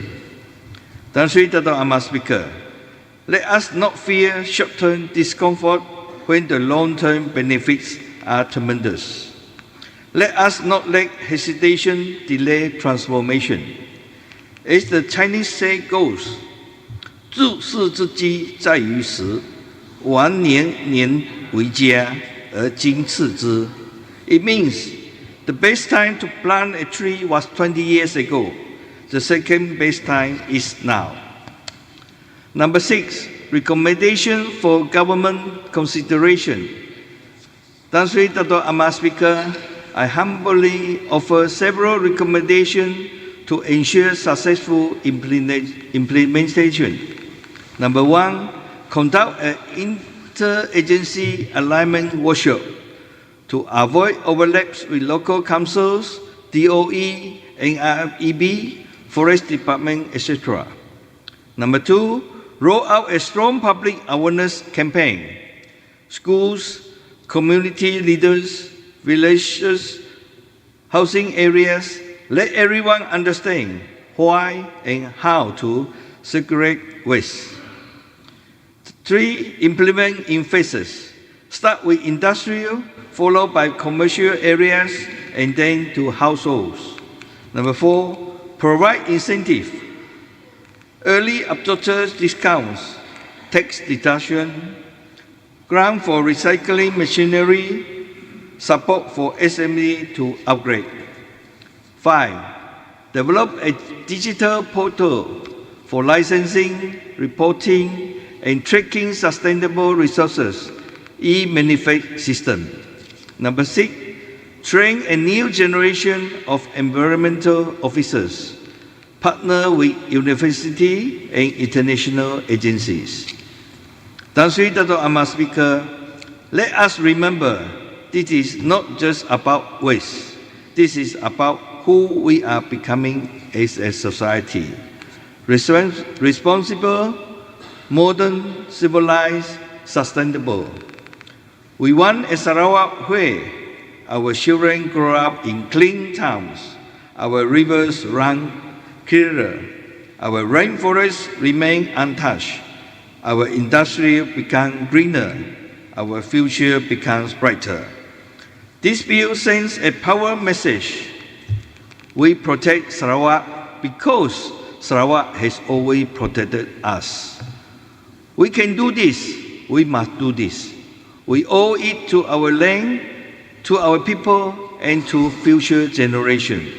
With that, Tan Sri Dato' Amar Speaker, I proudly and wholeheartedly support the Sustainable Resources and Waste Management Bill 2025. Thank you. Ladies and gentlemen, we have a short break. Sitting resumes at 4:40 p.m.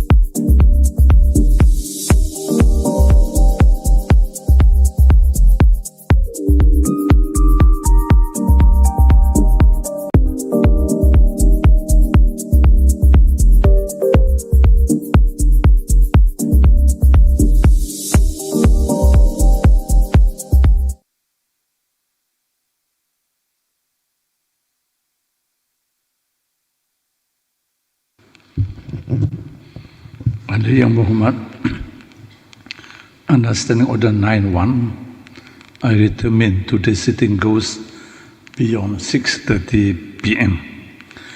Member for Kota Sentosa. Tan Sri Dato' Amar Speaker, thank you for the opportunity to debate the Sustainable Resources and Waste Management Bill 2025, a bill that redefines how Sarawak manages waste, views resources, and positions itself for a greener, more prosperous future. This bill is not merely administrative, it is transformational. It shifts Sarawak from a traditional waste disposal mindset to a circular, revenue-generating, enforcement-ready resource management ecosystem. Tan Sri Dato' Amar Speaker, Sarawak is blessed with abundant sustainable resource streams. If harnessed systematically, the potential energy we can generate from sustainable resources and waste totals 1.3 gigawatts. This is not hypothetical. It is based on real feedstock availability. Biomass from agriculture, 0.55 gigawatts. Wood biomass, 0.6 gigawatts. Municipal solid waste, 0.04 gigawatts. Animal waste, 0.14 gigawatts. This represents a substantial, untapped, clean energy reserve equivalent to another large-scale power plant. Harnessing this not only diversifies Sarawak energy mix, but places us at the forefront of green industrialization. This bill, by providing the regulatory backbone, allows us to unlock these opportunities in an orderly and profitable manner. Tan Sri Dato' Amar Speaker, one of the strengths of this bill is its ability to encourage voluntary participation across industries, communities, and local councils. Many plantations, factories, timber operators, and livestock farmers already produce biomass and organic waste that can be converted into energy or value-added products. Under this bill, they can voluntarily contribute excess biomass and waste to licensed processors, turning waste streams into electricity, biofuel, biogas, fertilizer, and recyclable materials. Voluntary participation reduces enforcement burden, builds goodwill, and encourages green behavior without immediately resorting to punishment. Tan Sri Dato' Amar Speaker, to maximize this, the implementation framework should include incentives for early adopters, recognition for compliant industry partners, transparent pricing mechanisms for biomass and recyclables, and clear guidelines for voluntary aggregation of supply. Tan Sri Dato' Amar Speaker, a key challenge in waste resource management or in waste to resource industries is fragmentation. Small operators often cannot supply enough material to sustain large facilities. This bill paves the way for aggregation of supply, enabling, number one, waste producers to pull together their biomass and recyclable materials. Two, local councils and rural areas to coordinate collection. Three, private sector operators to build efficient, large-scale facilities. Four, lower transportation and storage costs. And five, higher consistency in feedstock quality.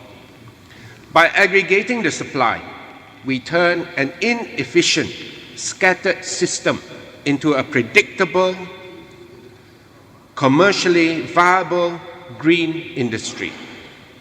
Tan Sri Dato' Amar Speaker, this bill directly addresses our rakyat's concern about pollution, illegal dumping, odor, and contaminated rivers. By regulating the entire waste value chain carefully, Sarawak can achieve measurable environmental improvements, including, number one, cleaner air through controlled waste-to-energy generation. Two, cleaner rivers by reducing agricultural runoff and illegal dumping. Three, reduce landfill reliance and longer landfill lifespan. Four, increase recycling and material recovery. And five, lower greenhouse gas emissions from decomposing organic waste. Tan Sri Dato' Amar Speaker, Sarawak's natural resources is priceless. Responsible waste management under this bill ensures future generations inherit a cleaner, healthier Bumi Kenyalang. Tan Sri Dato' Amar Speaker, a good law is only effective when supported by enforcement. The current waste ecosystem suffers from illegal dumping, poor segregation, unscrupulous recyclers to unlicensed waste transporters and operators bypassing environmental requirements. The fire at 9th Mile, Jalan Pendrisan, is a classic example of why this law is particularly important. Tan Sri Dato' Amar Speaker, this bill must fix that. I propose the following enforcement enhancement. Number one, stronger penalties for illegal dumping. Financial deterrence must outweigh the profit gain from non-compliance. Number two, compulsory reporting and traceability. Waste transporters, processors, and major generators must record and report waste movements. C, independent auditing. Waste-to-energy and recycling plants should undergo regular environmental audits.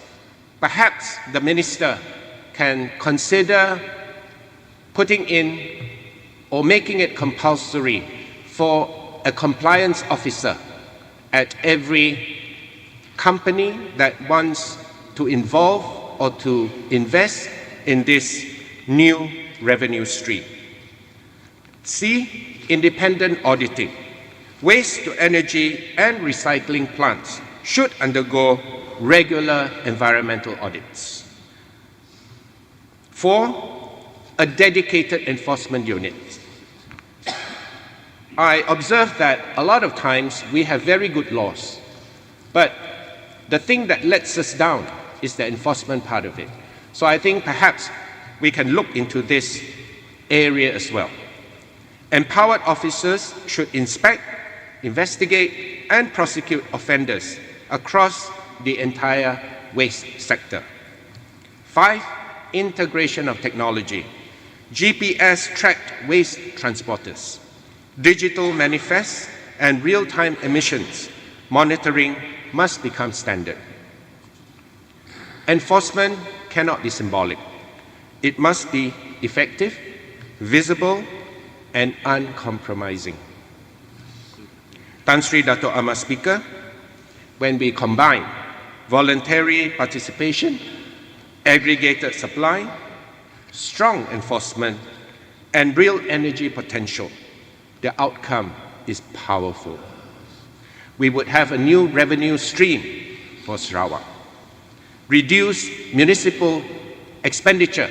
Currently, we find that local councils spend a huge chunk of the assessment rates collected for waste collection and disposal. We would have a cleaner environment. We would have a stronger circular economy. We would have green job creation, and we would have increased investor confidence. Tan Sri Dato' Amar Speaker, waste becomes wealth, and sustainability becomes economic opportunity. The Sustainable Resources and Waste Management Bill 2025 is more than just a regulatory update because it is an investment in Sarawak's future. By recognizing our 1.3 gigawatt energy potential from waste, encouraging voluntary contribution, improving environmental outcomes, and tightening enforcement, we position Sarawak as a regional leader in sustainable resource management. I fully support this bill, and I urge all members to do the same, and I urge the Minister that we implement it with seriousness, coordination, and ambition. Thank you, Tan Sri Dato' Ahmad Speaker.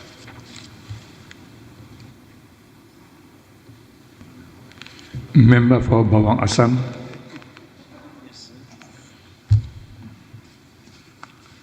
Thank you.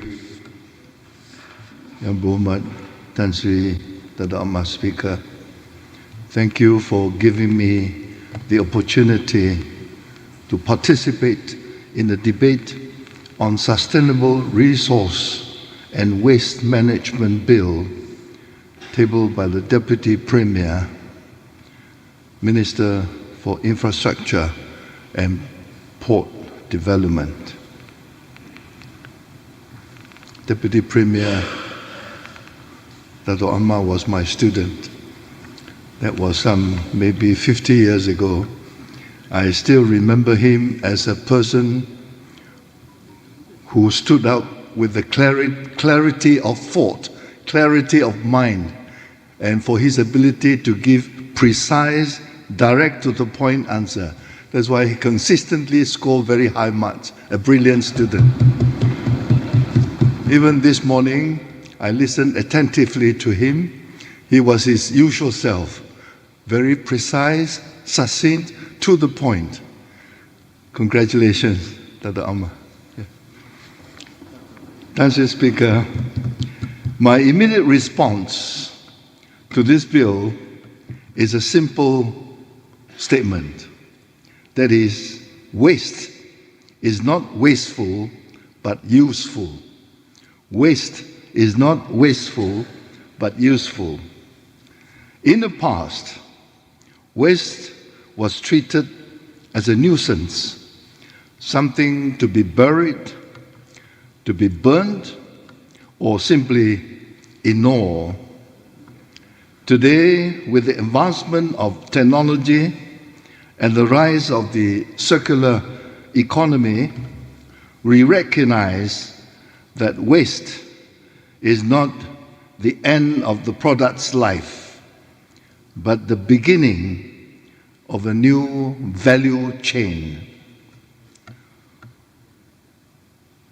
Waste become useful. Tan Sri Dato' Ahmad Speaker, waste become useful when government adopts the right policies, build the right infrastructure, and nurture the right minds among the people. What we once called rubbish, like food scraps, plastics, scrap metals, electronics, construction debris, all these can now be transformed into energy, fertilizer, industrial feedstock, construction materials, and even critical minerals. In other words, Tan Sri Dato' Ahmad Speaker, waste is no longer a liability. It is a resource, an economic asset, and a strategic opportunity. For example, organic waste become biomass, biomethane, compost, or biochar, supporting agriculture and renewable energy. Plastic waste becomes recycled polymers, strengthening advanced manufacturing. E-waste becomes a source of gold, silver, copper, lithium, supporting new green industries. Construction waste becomes recycled aggregates and green cement, reducing the need for quarrying. Non-recyclable residue become electricity through modern waste-to-energy systems.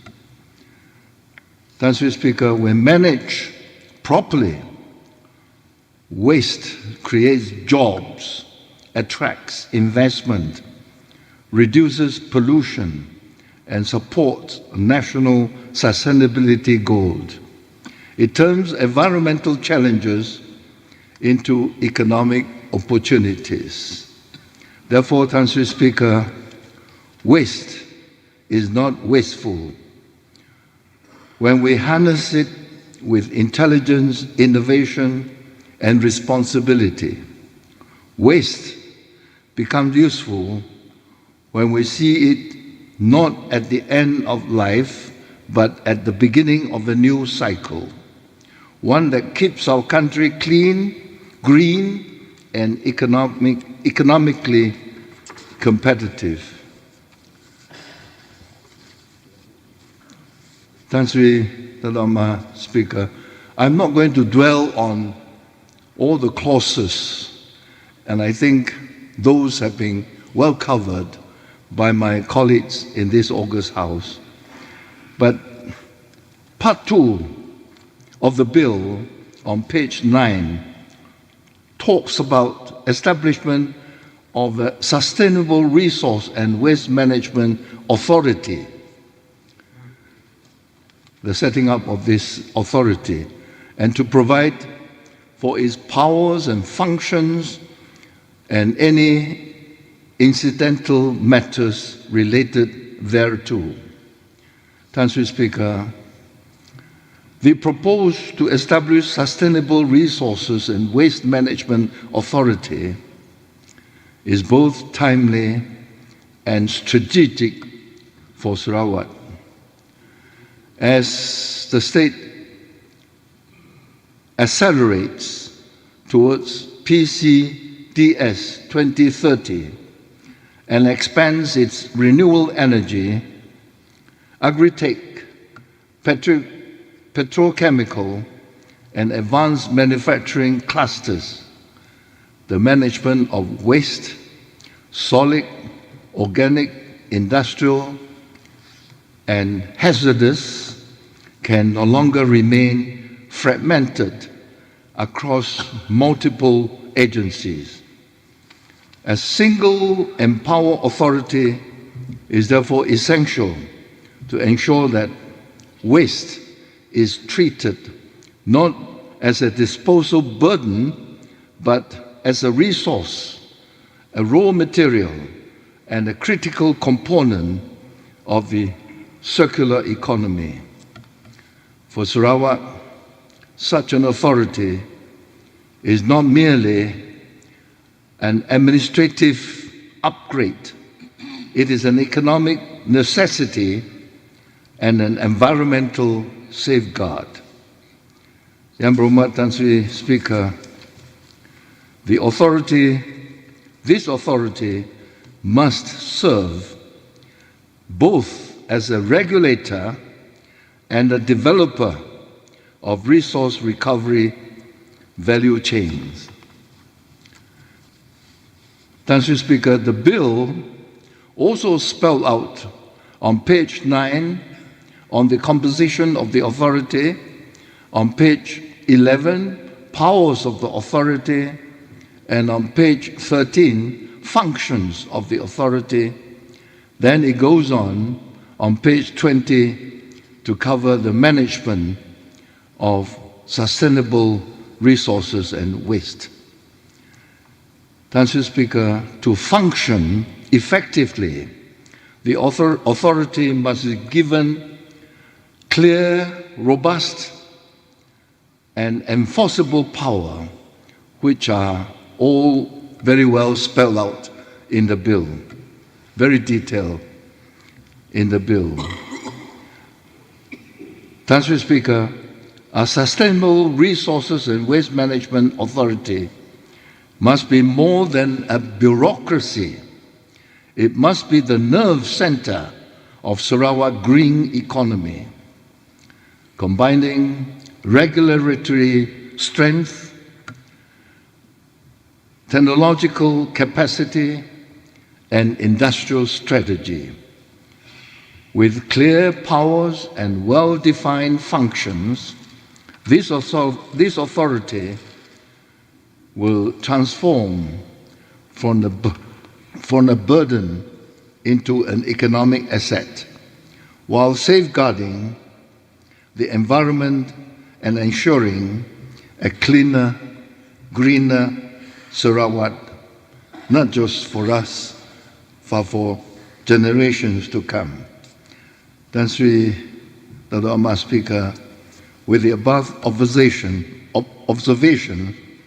would like to support fully the Sustainable Resource and Waste Management Bill 2025, tabled by the Deputy Premier and Minister for Infrastructure and Port Management.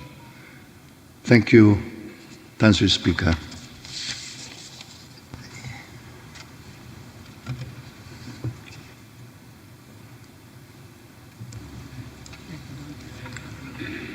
Member for LANGSUNG.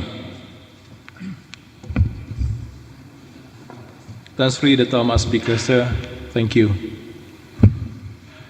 I stand to express LANGSUNG's strong support of the Sustainable Resources and Waste Management Bill 2025, a bill that represents a measured, responsible, and forward-looking step addressing one of the most pressing challenges of our time, the sustainable use of resources and the effective management of waste.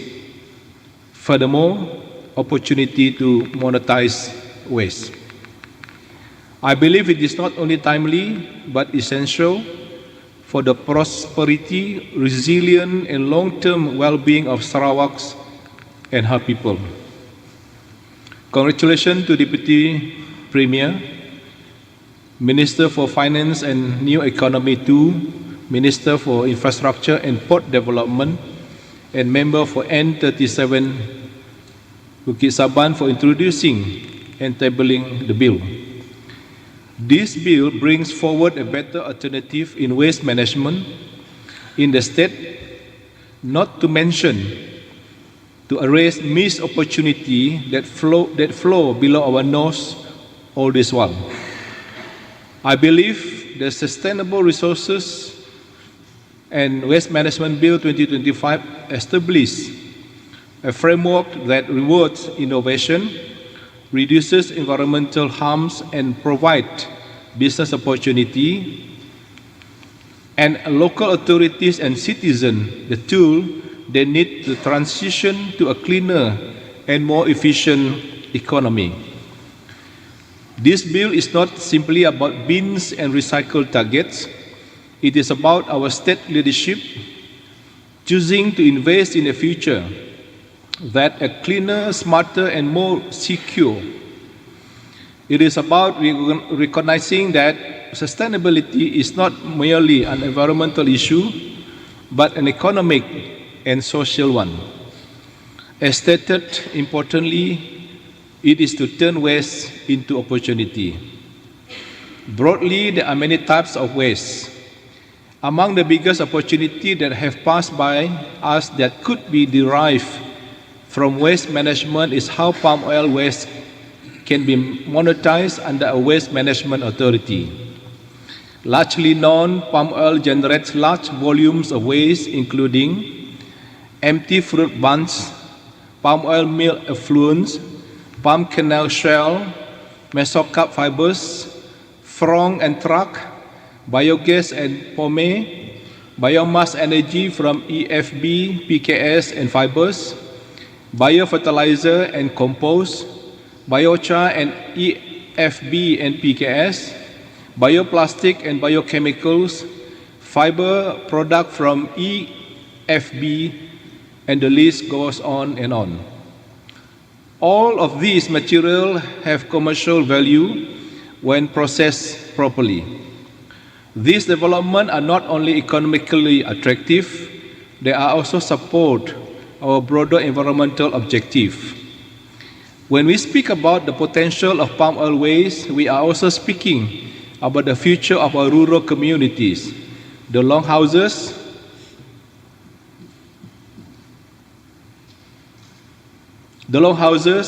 villages, and small towns that form the backbone of Sarawak's economy. The opportunities within palm biomass are not confined to large industrial players. They extend directly to the people living and working in the interior and plantation region. A coordinated state authority could unlock this value at scale. By passing this bill, we send a clear message that Sarawak is ready to transition to a circular economy, that we are committed to reducing carbon emissions, and that we are serious about safeguarding the natural environment that sustains us all.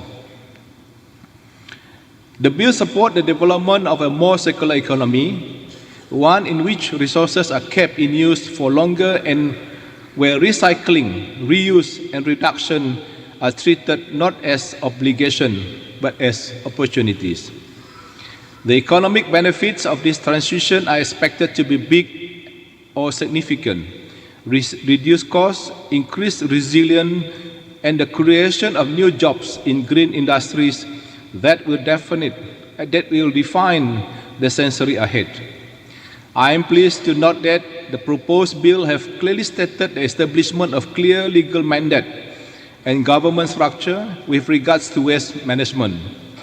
Sarawak's geography and administrative complexity requires clarity.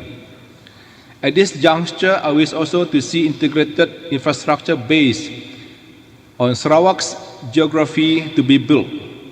Sarawak's urban-rural spread requires a mixed model. Colleagues, this is a bill grounded in evidence, shaped by consultation and aligned with our state commitment to sustainability, productivity, and environmental stewardship. It is proportionate, practical, and above all, necessary. Tan Sri Datuk Ahmad Speaker, Sir, the setting up of the authority should look into aspect of educating our people on waste management, from our children at school to all levels of our society or community. Launch consistent statewide campaign on segregation, recycling, and food waste reduction. Well-informed communities produce more manageable waste stream. Waste management succeeds when local behavior aligns with policy. We often speak in this chamber about our responsibility to future generation. Passing this legislation is an opportunity to demonstrate that such words carry weight, that we prepared to make decisions which secure long-term environmental and economic opportunity and stability rather than differing from those challenges to others. Sarawak faces growing waste management challenges due to rapid urbanization, a widespread rural population, increasing industrial waste, and uneven service quality across councils. The establishment of Sarawak Waste Management Authority will provide a centralized body to coordinate, regulate, and modernize waste management throughout the state. For this reason, I commend the Sustainable Resources and Waste Management Bill 2025 to the House, not just for today, not just for this August House, but for generations who will follow us. Thank you, sir.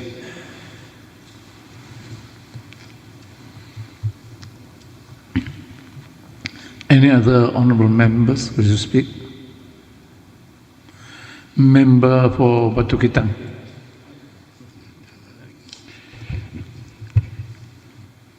Thank you, Tan Sri Dato' Ahmad Speaker. Congratulations to our YAB Premier of Sarawak, also member for N26 Kedong, on receiving the Order of the Rising Sun, Gold and Silver Star from Japan, a prestigious honor that reflects your visionary leadership and Sarawak's growing international stature. Congratulations to Honorable Tan Sri Dato' Ahmad Speaker on your reappointment for a 10th consecutive term as the Honorable Speaker, reaffirming your place as Malaysia's longest-serving legislative speaker and a pillar of stability in this august House. Congratulations to Deputy Premier, also member for N37 Bukit Saman, for this successful tabling of this bill. Thank you, Honorable Tan Sri Dato' Ahmad Speaker, for this opportunity to debate the Sustainable Resource and Waste Management Bill 2025. This bill is timely and forward-looking. It translates Yang Amat Berhormat Premier's visionary statement, "Don't waste the waste, monetize the waste," into a legislation. In Sarawak, our industries generate large volumes of waste from oil palm, residue, woody, biomass, organic waste, and municipal solid waste. Yet, these materials contain immense untapped value. The bill establishes a dedicated authority to coordinate, to plan, and manage these resources so that they can be transformed into new revenue streams and support our transition towards a circular economy. This authority will work alongside existing agencies such as NREB and local councils, but with a specialized mandate to turn waste into economic assets. The definition of sustainable resources in this bill is intentionally broad and non-exhaustive, allowing Sarawak to adapt as technologies evolve. The bill also addresses long-standing issues of ownership of waste, ensuring that waste collected under existing contracts can be channeled for productive purposes such as energy transition and resource recovery. Other countries now buy waste as a commodity.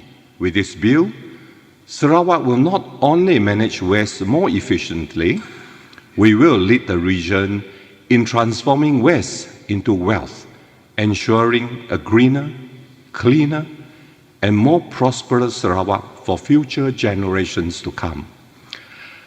I beg to support. Thank you, Honorable Tan Sri Dato' Ahmad Speaker. Ahli yang berhormat, it has been a long day. Now I call upon the Honorable Deputy Premier to deliver his winding up address. Long day.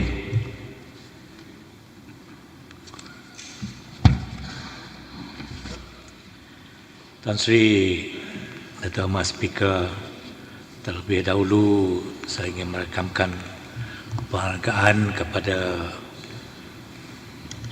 23 ahli yang berhormat dari GPS telah pun mengambil bahagian mengenai rang undang-undang Sustainable Resources Waste Management Bill 2025. I'm indeed very pleased to be standing among all of you yang telah bercakap. You've shown your understanding of the circular economy. Looks like all of you are environmentalists, scientists today. You have done a very extensive research. You can see your data, your information. Premier was here just now for a few minutes, for about half an hour. he was very impressed with your understanding of the issue at hand. Congratulations to all of you. But I must record the 23 of you, one from Balingyan, yang berhormat dari Daro, dari Murum, Baleh, Kerian, Tanjung Datuk, Bukit Asik, Ngemah, Meradung, Pelagus, Tupung, Kelili, Kelakar, Telian, Upar, Serembu, Meluan, Tebeduk, Wujud, Tanjung Datuk, Kota Sentosa, Bawang Asan, my former teacher, and LANGSUNG. Batu Kitang. Oh, Batu Kitang. Batu Kitang belum ke? Tinggal. Oh, last one. Oh, I see. So 24 altogether. So thank you for your support, and we're taking note of all the issue that has been raised. There are a lot of suggestions, a lot of proposal, and all those saranan-saranan yang dibuat oleh ahli yang berhormat adalah cukup konstruktif, akan membantu kementerian menubuhkan the authority dan kemudian akan melaksanakan peranan-peranan mereka untuk melaksanakan our secular economy. Thank you, Thomas Speaker. I wish to reiterate that this bill marks as an important step in strengthening Sarawak's commitment in managing its sustainable resources and waste efficiently, effectively, in line with one of the strategic thrusts of PCDS 2030, which is an environmental sustainability, by setting up the Sustainable Resource and Waste Management Authority. Thank you, Thomas Speaker. This bill also provides a clear institutional framework for a thriving circular economy that benefit not only our industry but also safeguard our own environmental resources. With this bill, we're not only addressing existing gap in the sustainable resource and waste management framework, but also preparing Sarawak to meet the international standard and demand with the ever-changing international green economic landscape. The journey ahead is very, very challenging, and I hope the spirit that you expressed today will be brought down to your constituency and continue to educate our people on the importance of using our waste. Let us all together resolve to make Sarawak greener, cleaner, and more prosperous. And quote Yang Berhormat when he come up with the statement, "Do not waste waste, monetize waste." With that, thank you, Thomas Speaker. Once again, I'd like to thank members of the Circus House for the support of the bill. Thank you.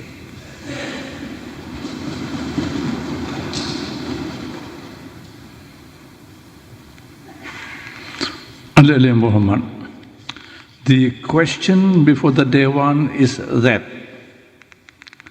the motion standing in the order paper in the name of the Honourable Deputy Premier, Second Finance Minister and New Economy, Minister for Infrastructure and Port Development, and Member for N37 Bukit Saban be referred to the Committee of the Whole House. As many as are of the opinion say yes. As many contrary opinions say no, the yes of it, the motion is passed and referred to the Committee of the Whole House. The Dewan shall now resolve into the Committee of the Whole House to consider the bill which stands committed to the committee.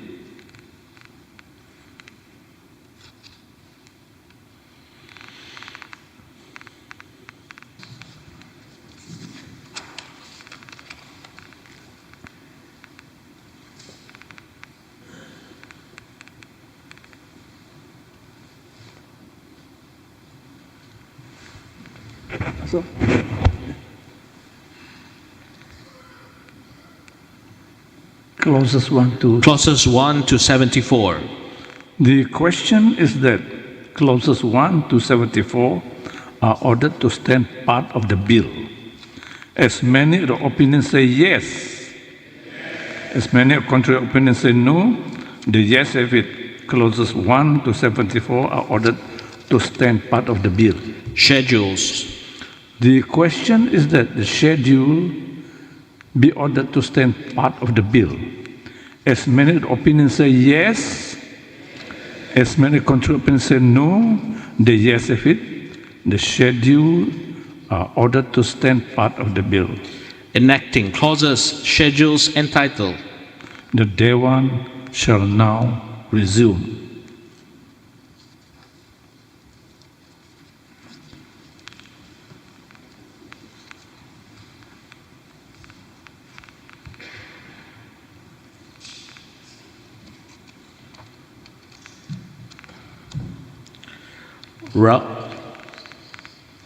Rang Undang-Undang Kerajaan, Bacaan Kali yang Ketiga, Sustainable Resources and Waste Management Bill 2025, Deputy Premier, Second Finance Minister and New Economy, Minister for Infrastructure and Port Development. No. I report first. No. Yeah. The Honorable Deputy Premier report first. Yes. You report first. That Country Dato' Mas Speaker, I wish to report that the Sustainable Resources and Waste Management Bill 2025 has been considered by the Committee of the whole House and agreed to without amendment. Right. Rang Undang-Undang Kerajaan, Bacaan Kali yang Ketiga, Sustainable Resources and Waste Management Bill 2025, Deputy Premier, Second Finance Minister and New Economy, Minister for Infrastructure and Port Development. Country Dato' Mas Speaker, I beg to move that the Sustainable Resources and Waste Management Bill 2025 be now read a third time and do pass. Ahli yang berhormat, the question before the Dewan is that the Sustainable Resources and Waste Management Bill 2025 be read a third time and do pass. As many opinions say yes, as many contrary opinions say no, the yes have it. The bill is read a third time and pass. Sustainable Resources and Waste Management Bill 2025. Ada yang berhormat, the sitting is now adjourned and the House shall resume its sitting at 9 a.m. tomorrow.